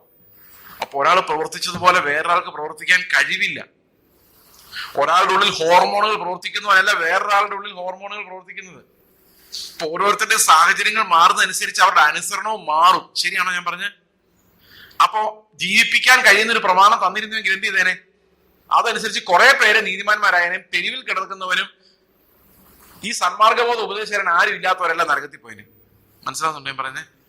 അപ്പൊ കർത്താവ് എന്ന് പറഞ്ഞു, മോനെ, എന്റെ നീതി ഇതൊന്നും അല്ല. നീയും പോക്ക, നീ ഒരു വലിയ പ്രശ്നക്കാരനായിരിക്കും, മറ്റവൻ അതിനും വലിയ പ്രശ്നക്കാരനാണ്. നീയും സ്വർഗത്തിൽ പോകാൻ പോകുന്നില്ല, അവന് സ്വർഗത്തിൽ പോകാൻ പോകുന്നില്ല. നിന്റെ കയ്യിൽ മുഴുവൻ മാങ്ങയുണ്ട്, അവന്റെ കയ്യിൽ മാങ്ങേണ്ടിയുണ്ട്. മനസ്സിലായോ? അപ്പൊ എല്ലാവരും ഒരുപോലെ അനുസരിക്കാത്തവരുടെ ലിസ്റ്റിൽ വന്നു. എന്തിനു വേണ്ടി അങ്ങനെ വന്നത്? എന്നിട്ട് പറഞ്ഞു, നീ ആയാലും അവനായാലും വിശ്വസിച്ചാൽ ഞാൻ നിന്നെ രക്ഷിക്കാം. എങ്ങനെയുണ്ട് ദൈവത്തിന്റെ നീതി? മനസ്സിലാവുന്നുണ്ടോ പറയുന്നേ? അപ്പൊ നമ്മൾ രക്ഷപ്പെടണമെങ്കിൽ എന്താ വഴിയുള്ളൂ? ഈ മത്തായിയുടെ, മർക്കോസിന്റെ, ലൂക്കോസിന്റെ സുവിശേഷത്തിൽ എഴുതിയിരിക്കുന്ന നീതി നമുക്ക് എങ്ങനെ വരും എന്ന് ചോദിച്ചു കഴിഞ്ഞാൽ അതിന്റെ ഉത്തരം യോഹന്നാന്റെ സുവിശേഷത്തിലുണ്ട്. യോഹന്നാൻ പറയാണ്, എന്നെ കൂടാതെ നിങ്ങൾക്ക് ഒന്നും ചെയ്യാൻ, കർത്താവ് പറയാം, എന്നെ കൂടാതെ നിങ്ങൾക്ക് ഒന്നും ചെയ്യാൻ കഴിയില്ല. ന്യായപ്രമാണം നമ്മളിൽ നിറവേറണമെങ്കിൽ ക്രിസ്തു നമ്മിൽ വസിക്കുകയും, ഞാൻ നേരത്തെ പറഞ്ഞതുപോലെ അവന്റെ സ്നേഹം നമ്മളിൽ വസിച്ച് അതിൽ തികഞ്ഞു വന്നെങ്കിൽ മാത്രമേ എന്ത് സംഭവിക്കുള്ളൂ? ഈ ദൈവത്തിന്റെ ന്യായപ്രമാണത്തിന്റെ പ്രവൃത്തികൾ നമ്മളിൽ നിറവേറുകയുള്ളൂ. അത് പ്രവൃത്തിയാലല്ല വരുന്നത്, അത് വിശുദ്ധീകരണത്താലാണ് വരുന്നത്. ന്യായപ്രമാണത്തിന്റെ അനുസരണം എങ്ങനെയാ വരുന്നത്? നമ്മുടെ ഉള്ളിൽ ക്രിസ്തു വന്ന് അവന്റെ സ്വഭാവം നമ്മളിലേക്ക് പകർന്ന്, മനസ്സിലാവുന്നുണ്ടോ? പതുക്കെ പതുക്കെ നമ്മൾ ആ സ്നേഹത്തിന്റെ പ്രിൻസിപ്പിളിലേക്ക് മാറുമ്പോൾ നമ്മുടെ പ്രവൃത്തികൾ ഇംപെർഫെക്റ്റ് ആയാലും ക്രിസ്തു നമ്മൾ വസിക്കുന്നത് കൊണ്ട് നമ്മൾ ശുദ്ധിയുള്ളവരും സ്നേഹമുള്ളവരും ക്രിസ്തുവിന്റെ വിശുദ്ധീകരണത്തിലേക്ക് നോക്കുന്നവരായിട്ട് മാറും. മനസ്സിലാകുന്നുണ്ടോ? ആ നീതി എങ്ങനെയാണ് അനലൈസ് ചെയ്യപ്പെടുന്നത് ഞാൻ ഒരു നിമിഷം നോക്കാം. എന്നിട്ട് എതിർ ക്രിസ്തു ഏതാന്ന് പറയാം. നിങ്ങള് ഈ പാസ്റ്റർ ഇപ്പം വന്നിട്ട് കുറച്ച് നാളായല്ലോ. പോകാൻ നേരത്ത് ഇവിടുന്ന് പോകുന്ന ഒരു കാലം ഉണ്ടെങ്കിൽ, എനിക്ക് പാസ്റ്റർമാരെ ട്രാൻസ്ഫർ ചെയ്യുന്നത് ഇഷ്ടമുള്ള കാര്യമല്ല, ഞാനത് വിശ്വസിക്കുന്നില്ല. ഓക്കെ, അതിന്റെ കാരണം എന്താ വെച്ച് കഴിഞ്ഞാല്, ഈ ശരിക്കും ഒരു പാസ്റ്റർ വർക്ക്, ഞാൻ ഇതങ്ങ് പറയുന്നതേ ഉള്ളൂ എൻ്റെ ആശയം, നിങ്ങൾ വേറെ ഒന്നും വിചാരിക്കരുത്. ഇപ്പൊ ഞാനൊരു ചർച്ചിന്റെ പാസ്റ്റർ എന്ന് വിചാരിച്ചു. ഇപ്പോൾ സൈക്കോളജിക്കൽ പ്രോബ്ലം ഉള്ള ഒരു പയ്യൻ വന്നു. അവന്റെ രഹസ്യങ്ങൾ മുഴുവൻ എന്നോട് തുറന്നു പറഞ്ഞു. ഞാൻ അവനെ മെന്റർ ചെയ്ത് കൊണ്ടു നടക്കുക. അങ്ങനെ 5-8 പേര് അവരുടെ ഈ ഇടയനാണല്ലോ, ഇടയൻ ഒത്തിരി പേരുടെ വേദനകളുമായിട്ടാണ് നടക്കുന്നത്. മനസ്സിലാകുന്നുണ്ടോ? പെട്ടെന്ന് ഇയാൾ പോയി അടുത്ത ആൾ വന്നു കഴിയുമ്പോൾ ഈ ആദ്യത്തെ ആള് ഇദ്ദേഹത്തെ മെന്റർ ചെയ്ത പോലെ ആ ഒരു അപ്പൻ ബന്ധമായിരിക്കും ചിലപ്പോൾ ഉണ്ടായത്. ഒരു മൂത്ത സഹോദരനെ പോലെ ഒരു ബന്ധമായിരിക്കും പുതിയൊരു വിശ്വാസിക്ക് ഉണ്ടായത്. പുതിയ വിശ്വാസികൾ വരുന്നില്ല, വലിയ കുഴപ്പമൊന്നുമില്ല. ഞാൻ പറഞ്ഞ വന്നു കഴിഞ്ഞാൽ ഇതൊരു വലിയ പ്രശ്നമാണ്. കാരണം അവര് they get attached to that person. ഇപ്പൊ എനിക്ക് ഒത്തിരി പേരുടെ രഹസ്യങ്ങൾ അറിയാം, ഞാൻ അതുമായിട്ടങ്ങ് പോവാണ്. പിന്നെ വേറൊരാളെ വരുന്നേ, അയാള് എങ്ങനെ ട്രസ്റ്റ് ചെയ്യും? ഇതൊരു ബിൽഡായി വന്ന ട്രസ്റ്റ് ആയത്, ഒരു അപ്പൻ ബന്ധമാണ്. മനസ്സിലാകുന്നുണ്ടോ ഞാൻ പറയുന്നത്? ഓക്കെ, ഞാൻ ആ വിഷയോട് വിടുന്നു. ഏതായാലും പാസ്റ്റർ ഒന്ന് പോവാന്ന് സങ്കല്പിച്ചോ. പോവാൻ നേരത്ത് പാസ്റ്റർ 2 വീട് വിസിറ്റ് ചെയ്യണം. ഓക്കെ, ആദ്യത്തെ വീട്ടിൽ ചെന്നപ്പം, ഇത് കുവൈറ്റാണെന്ന് വിചാരിക്കരുത് കേട്ടോ, ഏതെങ്കിലും നാട്ടിൻപുറന്ന് വിചാരിച്ചാൽ മതി. ആ വീട്ടിൽ നിന്ന് ഒരു ഗ്ലാസ് വെള്ളം മാത്രം അവർ തന്നത്. അവരുടെ മുഖത്തൊരു പ്രസാദവും ഇല്ല, ഒന്നുമില്ല. പാസ്റ്റർ വിചാരിച്ച് എങ്ങനെയെങ്കിലും ഇവിടെ ഇറങ്ങിപ്പോയാൽ മതി എന്ന് പറഞ്ഞ് അവിടെ നിന്ന് ഇറങ്ങി വെള്ളം കുടിച്ചിട്ട് ഇറങ്ങിപ്പോന്നു. അടുത്ത വീട്ടിൽ ചെന്നപ്പം വിഭവസമൃദ്ധമായ ഫുഡ്, ബിരിയാണി, ചിക്കൻ, പിന്നെന്തോ ഇവിടുത്തെ എല്ലാ പരിപാടികളും, ഐസ്ക്രീം, അത് ഇത്, എനിക്ക് ഇതിൻ്റെ ഒന്നും പേരൊന്നും അറിയത്തില്ല, എനിക്കറിയാവുന്ന കാര്യങ്ങളൊക്കെ ഞാൻ പറഞ്ഞു. പാസ്റ്റർ വന്നിട്ട് ഭയങ്കര സ്നേഹം, കെട്ടിപ്പിടിച്ച് യാത്രയായിരുന്നു. പാസ്റ്റർ വിചാരിക്കുക, ഇതാണ് സ്നേഹം. ഞാൻ എക്സാമ്പിൾ പറയുന്ന കേട്ടോ. മറ്റേത് അവരെന്താ പണി കാണിച്ച്, ഞാനവിടെ ഇനി ഇങ്ങോട്ട് ഇല്ലെന്ന് അറിഞ്ഞിട്ട് അവര് ജസ്റ്റ് ഒരു ഗ്ലാസ് വെള്ളം തന്നിട്ട് സ്നേഹമായിട്ട് സംസാരിക്കുക പോലും ചെയ്തില്ലല്ലോ. കഷ്ടമായി പോയല്ലോ, അവരെ കുറിച്ച് ഇങ്ങനെ നല്ല വിചാരിച്ചതെന്നും പറഞ്ഞുകൊണ്ടാണ് പോകുന്നത്. അപ്പൊ നമ്മൾ നോട്ടത്തിൽ ആരാ നീതിമാൻ? ഈ ബിരിയാണി വെച്ച് തന്ന് എന്ത് കഷ്ടപ്പെട്ട് കാണും അല്ലെ? രാവിലെ ഒന്നോ രാത്രിയൊന്നും ഇല്ലാതെ ഒരുക്കി അല്ലെ? കഷ്ടപ്പാടല്ലേ? ഇപ്പൊ എനിക്ക് ആരൊക്കെയോ ഫുഡ് എവിടെയൊക്കെ ഒരുക്കി വെച്ചിട്ടുണ്ട്, ആരൊക്കെ എന്തോരം കഷ്ടപ്പെട്ടായിരിക്കും ആർക്കറിയാം. അപ്പൊ ഇതെല്ലാം, അപ്പോ ഇതിനകത്ത് യഥാർത്ഥ നീതി ദൈവം പരിശോധിക്കും എന്താണെന്നറിയോ? ഈ ആദ്യത്തെ വീട്ടിൽ ചെന്നപ്പോൾ ഒരു ഗ്ലാസ് വെള്ളം അവിടെ ഉണ്ടായിരുന്നുള്ളൂ എന്ന് പറഞ്ഞ അവിടെ പാലോ പഞ്ചസാരയോ ഇല്ലായിരുന്നു. കടുങ്കാപ്പി തന്നെ പഞ്ചസാര ഇടണ്ടേ. ഇവര് ആ വേദനയിലാണ് ആ ഒരു ഗ്ലാസ് വെള്ളം സ്തോത്രം ചെയ്തോടെ കൊണ്ടേ വെച്ചത്. അവർക്ക് ആഗ്രഹം ഉണ്ടായിരുന്നു. അപ്പൊ പാസ്റ്റർ എന്ത് വിചാരിക്കുന്നുള്ള വിഷമം ഉള്ളിലുണ്ട്. എന്നാൽ എന്റെ ഇല്ലായ്മ വേറെ അറിയിക്കണം എന്ന് അവർക്ക് ആഗ്രഹവും ഇല്ല. അങ്ങനെ പറഞ്ഞു കഴിഞ്ഞാൽ പൈസ കൊണ്ടുപോയി മാനസികമായ സിമ്പതിയിൽ പൈസ കിട്ടുമെന്നുള്ള പേടി കർത്താവ് നടത്തിയാൽ മതി എന്ന് വിശ്വാസമുള്ള ആളായതുകൊണ്ട് ഇത് പറയുന്നുമില്ല. മറ്റേ ആളെ എന്തായാലും ഇങ്ങനെ പോവല്ലേ, തിന്നിട്ട് പോട്ടെ എന്ന് വിചാരിച്ചുകൊണ്ടായിരിക്കും കൊടുത്തത്. ഏതാ ദൈവത്തിന്റെ നീതി? പ്രവൃത്തി വെച്ച് വിധിച്ച എങ്ങനെ ഇരിക്കും സഹോദരങ്ങളെ? മഹാമണ്ഡലമായിരിക്കും അല്ലെ? ദൈവം നമ്മളെ പോലെ മണ്ടനല്ല, അവൻ ഹൃദയങ്ങളെ പരിശോധിക്കുന്നവനാ. ഈ ഹൃദയങ്ങൾക്കകത്തോടെ വ്യാപരിക്കുന്ന ഫെയ്ത്ത് ആണ് നമ്മൾ നീതീകരിക്കുന്നത്. ഞാനല്ല, ക്രിസ്തു അത്ര എന്നിൽ വസിക്കുന്നത് ഞാൻ വിശ്വസിക്കുമ്പോൾ ക്രിസ്തു എന്റെ സ്ഥാനത്ത് വരിക. അത് എങ്ങനെയാന്നുള്ള കാര്യം, അതാണ് ഈ പത്യോപദേശത്തോടെ നമ്മൾ മനസ്സിലാക്കേണ്ടത്. എങ്ങനെയാണ് ക്രിസ്തുവിന്റെ ലൈഫ് ആത്മാവിൽ നമ്മളിലേക്ക് പകരുന്നത്? അങ്ങനെ യേശുവിന്റെ ജീവനുള്ളവനാണ് അവന്റെ സാക്ഷി. മനസ്സിലാകുന്നുണ്ടോ? ഒരു ഭിക്ഷക്കാരൻ അവന് വീട്ടിൽ വരുമ്പോൾ അവൻ ഒന്നും കൊടുക്കാനുണ്ടാവില്ല, പക്ഷെ ഇവന്റെ ഉള്ളിൽ സ്നേഹമെന്നൊരു സാധനം പകരാനുണ്ടാവും. കാരണം ക്രിസ്തു അവന്റെ ഉള്ളിൽ വസിക്കുന്നുണ്ട്. അപ്പൊ പ്രവൃത്തിയിൽ അവനൊന്നും ചെയ്യാം. അവൻ ചിലപ്പോൾ തെറി പറഞ്ഞോണ്ടായിരിക്കും ഈ അവൻ പോകുന്നത്, നയാ പൈസ തരാത്തവൻ എന്ന് പറഞ്ഞോണ്ടിരിക്കും. പക്ഷെ ഇവന്റെ ഉള്ളിൽ ആരുണ്ട്? ക്രിസ്തു ഉണ്ട്. മനസ്സിലാവുന്നുണ്ടോ? അപ്പൊ പുതിയ നിയമത്തിലെ നീതി എങ്ങനെ നടപ്പാകുന്നത്? പുതിയ നിയമത്തിലെ നീതി നടപ്പാകുന്നത് നമ്മുടെ ജഡം വഴിയല്ല, പിന്നെയോ ക്രിസ്തു നമ്മിൽ വസിക്കുന്നത് വഴിയാണ്. എത്ര പേർക്ക് മനസ്സിലായി ഞാൻ പറഞ്ഞത്? അപ്പൊ യേശുക്രിസ്തു നമ്മൾ വസിക്കുമ്പോൾ നമുക്ക് അവന്റെ ദിവ്യ സ്വഭാവത്തിന്റെ പങ്കാളിത്തം ലഭിക്കും. 2 പത്രോസിൽ പറയുന്നത് എന്താ? അതിമഹത്തായ വാഗ്ദത്തങ്ങൾ നമുക്ക് ലഭിച്ചിരിക്കുന്നു. ഇവയാൽ നാം ലോകത്തിന്റെ മോഹങ്ങളെ വിട്ടൊഴിഞ്ഞ്, മോഹത്താൽ ഉണ്ടാകുന്ന നാശം വിട്ടൊഴിഞ്ഞ് ദിവ്യ സ്വഭാവത്തിന്റെ പങ്കാളികളായി തീരാൻ. യോഹന്നാന്റെ ലേഖനം അവസാനിക്കുമ്പോൾ 1 യോഹന്നാന്റെ 2-ാം അധ്യായത്തിന്റെ 5-ാം വാക്യത്തിൽ പറയുന്നത്, ഒരുത്തൻ ദൈവത്തിന്റെ പ്രമാണം അനുസരിക്കുന്നുണ്ടെങ്കിൽ അതിനർത്ഥം എന്താണെന്നറിയോ? അവനിൽ ദൈവസ്നേഹം വാസ്തവമായും തികഞ്ഞിരിക്കുന്നു. അപ്പോൾ കർത്താവിന്റെ കൽപ്പന അനുസരിക്കുക എന്ന് പറയുന്ന ഒരു ലോങ് പ്രോസസ്സാണ്. ആ കൽപ്പനയിലേക്ക് നമ്മൾ വരുമ്പോൾ നമ്മൾ ഒരിക്കലും പെർഫെക്റ്റ് ആയില്ല എന്ന് വരാം. പക്ഷേ നമ്മുടെ ഉള്ളിലുള്ള ക്രിസ്തു ആ സ്നേഹം നമ്മളിൽ നിറയ്ക്കുമ്പോൾ നമ്മുടെ പ്രവൃത്തികൾ എത്ര ഇംപെർഫെക്റ്റ് ആയാലും നമ്മുടെ ഹൃദയങ്ങളെ നോക്കുന്ന കർത്താവ് നമ്മുടെ ഉള്ളിലുള്ള ക്രിസ്തുവിന്റെ നീതിയാണ് നമുക്ക് അക്കൗണ്ട് ചെയ്യുന്നത്. എത്ര പേർക്ക് മനസ്സിലായി ഞാൻ പറഞ്ഞ കാര്യം?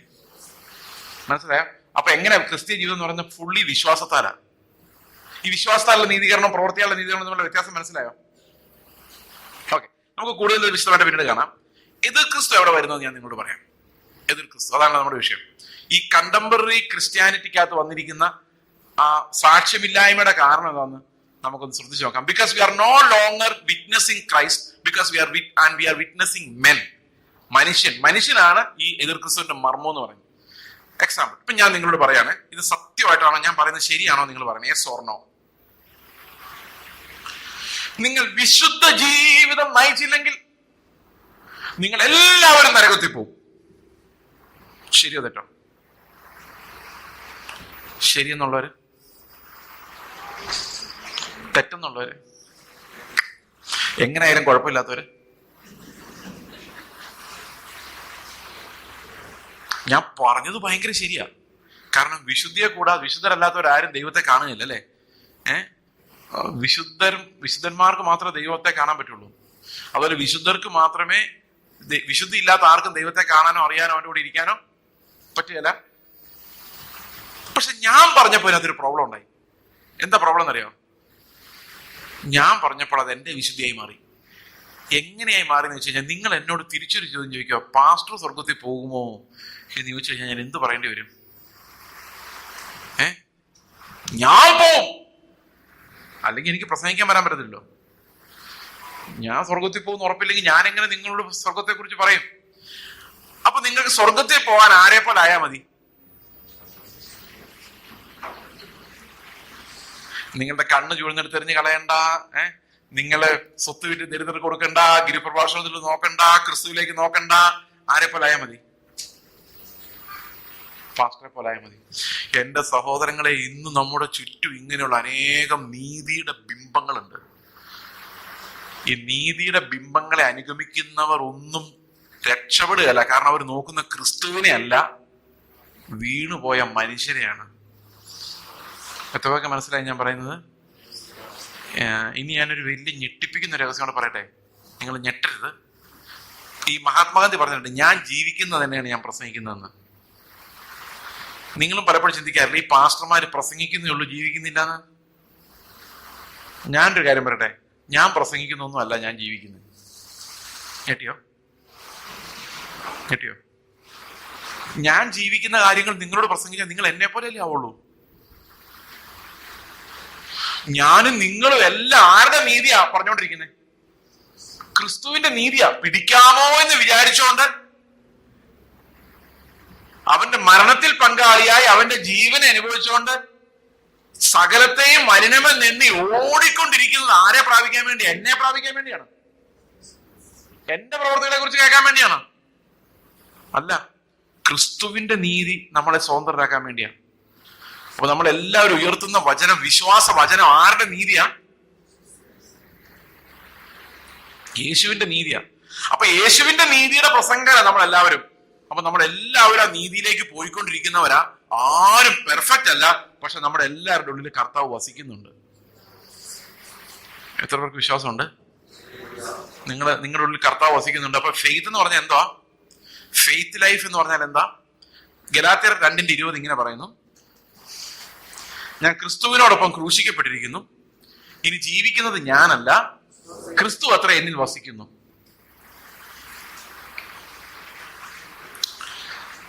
അടുത്ത വാക്യം, ഇപ്പോൾ ഞാൻ ജഡത്തിൽ ജീവിക്കുന്നതോ എന്നെ സ്നേഹിച്ച് എനിക്ക് വേണ്ടി തന്നെത്താൻ ഏൽപ്പിച്ചു കൊടുത്ത ദൈവപുത്രങ്കലുള്ള വിശ്വാസത്താൽ അത്രേ ജീവിക്കുന്നത്. അപ്പം നീതിയും വിശുദ്ധിയും കൊണ്ടുവരുന്ന വിശ്വാസം എന്ത് വിശ്വാസം എന്നറിയോ?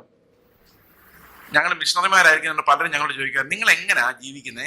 ഇപ്പൊ ഞങ്ങൾ പറയും വിശ്വാസത്താലാ എന്ന് പറഞ്ഞാൽ, നിങ്ങളെല്ലാം അധ്വാനിച്ച് പൈസ ഉണ്ടാക്കും, ഞങ്ങൾ വിശ്വസിച്ച് പൈസ ഉണ്ടാക്കും.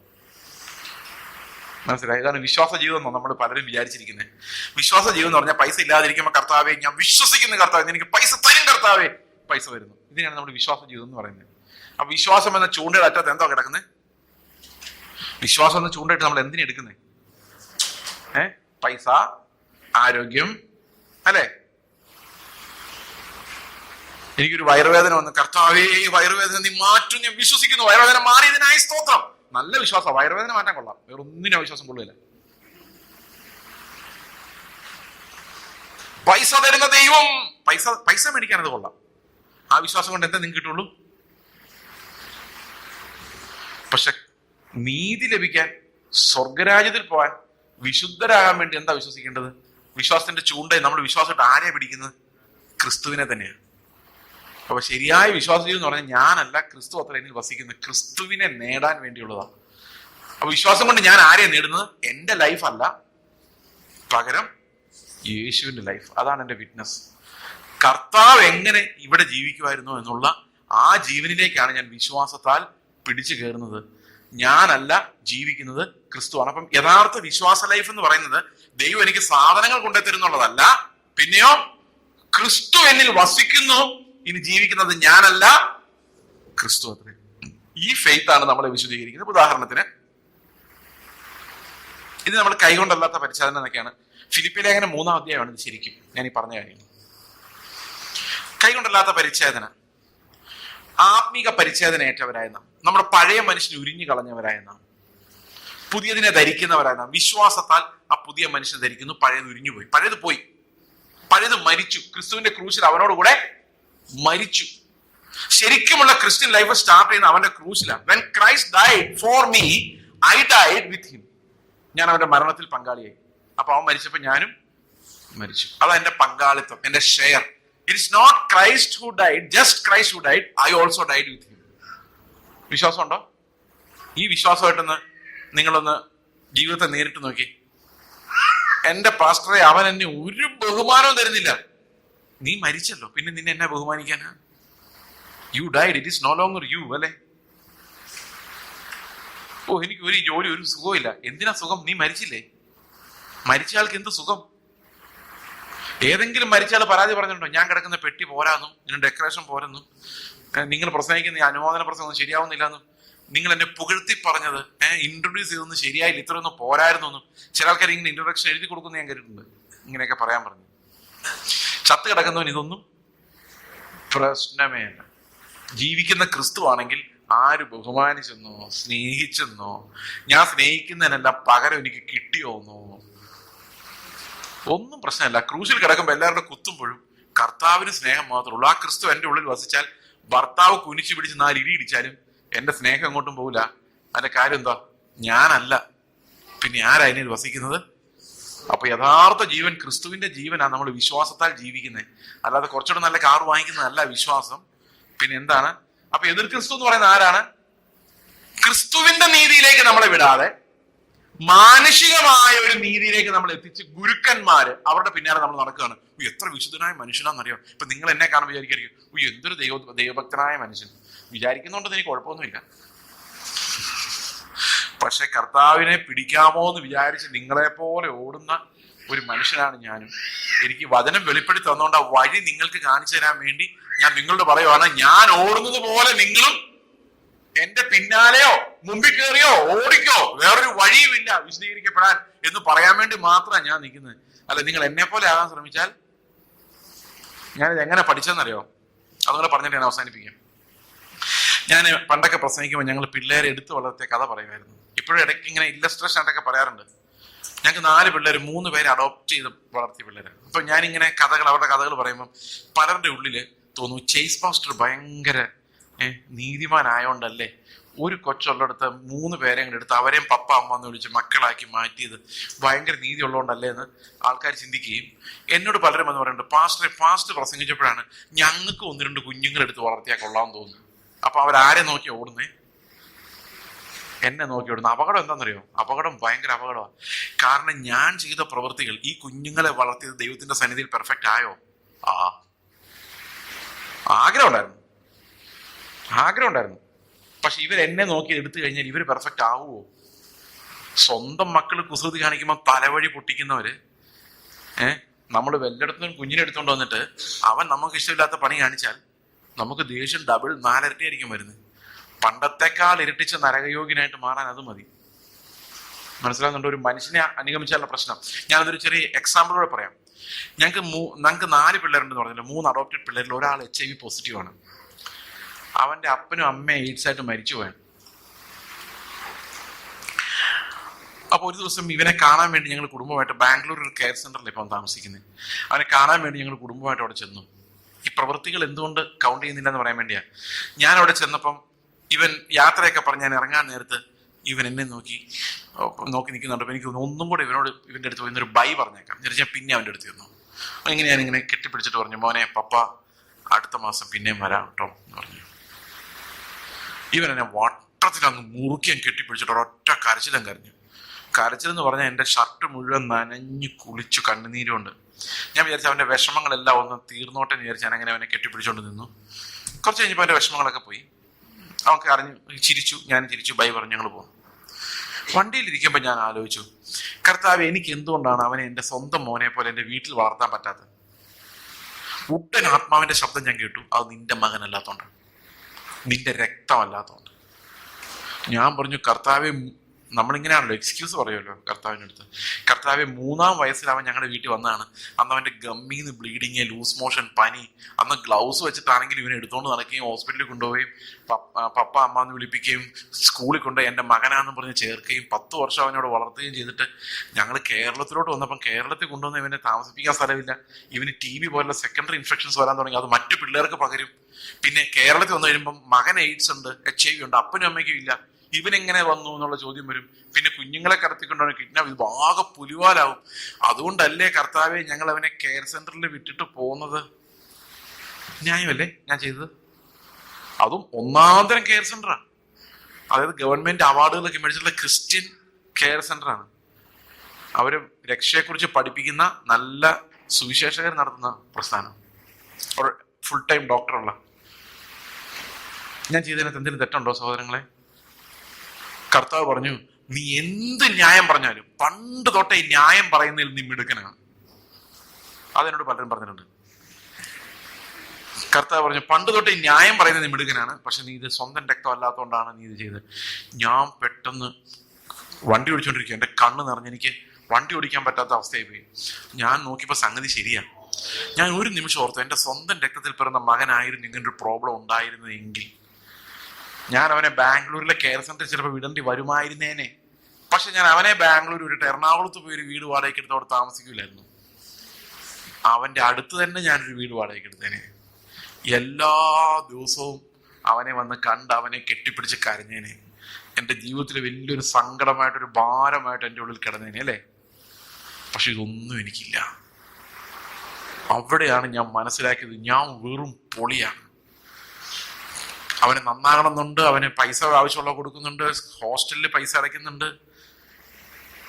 പക്ഷെ അവൻ എൻ്റെ രക്തത്തിൽ പിറന്ന മകനോട് ഞാൻ കാണിക്കുന്ന സാധാരണ സ്നേഹമുണ്ടല്ലോ, ക്രിസ്തുവിന്റെ സ്നേഹമല്ല ഞാൻ പറഞ്ഞത്, അതുപോലും എൻ്റെ ഉള്ളിലില്ല എന്ന് ഞാൻ ഞെട്ടിപ്പോയി. കർത്താവ് എന്നോട് പറഞ്ഞു, നിനക്ക് ഈ പണിയെല്ലാം ചെയ്തതിന് ഞാൻ തരുന്ന മാർക്ക് എത്രയാണെന്നറിയോ? 0 ആണ്. അപ്പോഴാണ് ഞാൻ അറിയുന്നത് ഈ പണികളെല്ലാം വെറുതെയാണ്. കാരണം നമ്മുടെ ഹൃദയങ്ങളെ പരിശോധിക്കുന്ന ദൈവം നോക്കുമ്പം അവന്റെ അകപ്പെ അവിടെ കാണുന്നില്ലെങ്കിൽ he's not glorified. He's not glorified by whatever you do. They all become dead works if Christ is not alive in you. അവിടെ ഇരുന്ന് ഞാൻ വിഷമിച്ചു. ഞാൻ കർത്താവിനോട് പറഞ്ഞു, കർത്താവ്, ഞാൻ ബാംഗ്ലൂരിലൊരു വീടെടുത്ത് ഇവിടെ താമസിക്കാം, എന്നിട്ട് എല്ലാ ദിവസവും ഞാൻ വന്ന് കണ്ടോളാം. കർത്താവ് പറഞ്ഞു, നീ ബാംഗ്ലൂരിലല്ല, ആ കെയർ സെന്ററിനകത്ത് വീടെടുത്താലും നിന്റെ ഉള്ളിൽ ഈ സാധനം ഇല്ല. So man is so much helpless. അവൻ അവന്റെ നീതി സ്ഥാപിക്കാൻ ശ്രമിച്ചാൽ അവൻ ഒരു എതിർ ക്രിസ്തുവായി മാറുകയുള്ളൂ. അപ്പൊ കർത്താവ് ഞാൻ അടിച്ച് എന്താ വഴി? ഒറ്റ വഴിയുള്ളൂ, വിശ്വാസത്താൽ. ഞാനല്ല, ക്രിസ്തു അത്ര ജീവിക്കുന്നത്. ഞാൻ പറഞ്ഞു, കർത്താവെ, ഞാൻ ബലഹീനനാണ്, നീ എന്നിൽ വസിച്ച് നിന്റെ സ്നേഹം എന്നിൽ ഉണ്ടാകാതെ ഞാൻ നിഷ്പ്രയോജനനാണ്. അപ്പൊ കർത്താവ് പറഞ്ഞു, നീ എന്താണോ ചെയ്യേണ്ടിരുന്ന ആ സ്നേഹം ഞാൻ അവന് കൊടുത്തിട്ടുണ്ട്, നീ വിശ്വസിച്ചാൽ നിനക്കതിന്റെ പങ്കാളിയാകാം. മനസ്സിലാകുന്നുണ്ടോ? അപ്പൊ ഫെയ്ത്തിലൂടെ അല്ലാതെ എനിക്ക് എന്തിനെ അപ്രോച്ച് ചെയ്യാൻ പറ്റില്ല? ഈ ക്രിസ്തുവിന്റെ പെർഫെക്റ്റ് റൈച്ചസ്നെസ്സിനെ അപ്രോച്ച് ചെയ്യാൻ സാധിക്കില്ല. അപ്പൊ നമ്മൾ എവിടെ നിന്നാ സ്ലിപ്പായി പോയെന്ന് വെച്ച് കഴിഞ്ഞാൽ, ഈ ക്രിസ്തുവിന്റെ നീതി നമ്മൾ അതിന്റെ ആ ഗിരിപ്രഭാഷണത്തിലുള്ള ഭാഗം വായിച്ചിട്ട് നമ്മൾ അതിനകത്ത് നിരാശരായി അതിനെ വിട്ടുകളഞ്ഞിട്ട് നമ്മൾ അതിന് വളരെ താഴെയുള്ള മാനുഷികമായ നീതിയിൽ സെറ്റിലാവുകയും അതനുസരിച്ച് മറ്റുള്ളവരെ വിധിക്കുകയും ചെയ്യുന്നു. ക്രിസ്തുവിന്റെ സാക്ഷികളായില്ല, നമ്മൾ ഒരുപക്ഷെ പെന്തക്കോസിന്റെ സാക്ഷികളായി കാണുമായിരിക്കാം കുറച്ചു നാളത്തേക്കെങ്കിലും. പക്ഷെ ക്രിസ്തുവിന്റെ സാക്ഷികളാകണമെങ്കിൽ ഞാനല്ല, ക്രിസ്തു എന്നിൽ വസിക്കുമാറ് വിശ്വാസം എനിക്ക് ജീവനായി, ക്രിസ്തുവിന്റെ ജീവനായി വെളിപ്പെടണം. നമുക്ക് ബാക്കി കാര്യങ്ങൾ അടുത്ത ദിവസം സംസാരിക്കാം. ഈ അന്ത്യകാലത്ത് ഞാൻ പറഞ്ഞു വരേണ്ട മുഴുവൻ കാര്യങ്ങളും പറഞ്ഞില്ല. ഈ അന്ത്യകാലത്ത് വളരെയധികം ക്രിസ്തു വിരുദ്ധമായ പ്രവണതകൾ നമ്മുടെ ചുറ്റുമുള്ളപ്പോൾ ക്രിസ്തുവിന്റെ സാക്ഷികളാകുവാൻ, വിശ്വാസത്തിന്റെ നല്ല പോർവരുവാൻ, വീണ്ടും ജനിക്കുവാൻ, കാറ്റുപോലെ ആകുവാനുള്ള അനേകം മക്കളെ ദൈവം എഴുന്നേൽപ്പിക്കട്ടെ. നമുക്ക് പ്രാർത്ഥിക്കാം. God bless you. നമുക്കൊരു നിമിഷം പ്രാർത്ഥിക്കാം. ഞങ്ങളുടെ സ്വർഗ്ഗസ്ഥ പിതാവേ, ഞങ്ങൾ ബലഹീനരായി, നിസ്സഹായരായി, വിധിക്കപ്പെട്ടവരായി അങ്ങയുടെ മുമ്പിൽ നിൽക്കുന്നു. ഞങ്ങളെ തന്നെ വിധിച്ചാൽ വിധിക്കപ്പെടുകയില്ല. കർത്താവെ, അങ്ങ് ഞങ്ങൾക്ക് നീതിയും വിശുദ്ധിയും നീതീകരണവും വീണ്ടെടുപ്പും എല്ലാമായി മാറിയതിനായിട്ട് ഞങ്ങൾ നന്ദി പറയുന്നു. കർത്താവ്, അങ്ങ് അങ്ങയുടെ ജീവൻ തന്നെ ഞങ്ങൾക്ക് തന്ന് ഞങ്ങൾ വസിച്ച് അങ്ങയുടെ അനുസരണം ഞങ്ങളിൽ തികയ്ക്കുവാൻ അങ്ങ് ആഗ്രഹിക്കുന്നതിനായിട്ട് സ്തോത്രം. ആ വിശ്വാസം ഞങ്ങൾക്ക് അനുസരണമായി മാറണം. ഞങ്ങൾ ഓരോ കൽപ്പനകളെയും സന്തോഷത്തോടനുസരിക്കുന്നവരാക്കി ക്രിസ്തുവിന്റെ ജീവൻ ഞങ്ങൾ വെളിപ്പെടുത്തണമെന്ന് ഞങ്ങൾ അങ്ങോട്ട് പ്രാർത്ഥിക്കുന്നു. ഞങ്ങൾ അങ്ങയുടെ നാമത്തിന് മഹത്വം ഉണ്ടാക്കുന്ന ആ സ്നേഹത്തെ ഞങ്ങളിൽ വെളിപ്പെടുത്തണമെന്ന് ഞങ്ങൾ അങ്ങോട്ട് പ്രാർത്ഥിക്കുന്നു. നന്ദിയോടെ സ്തോത്രം. രക്ഷയുടെ ആനന്ദത്തിനായിട്ട് ഞങ്ങൾ അങ്ങേക്ക് നന്ദി പറയുന്നു. കർത്താവായ യേശു ക്രിസ്തുവിന്റെ നാമത്തിൽ തന്നെ.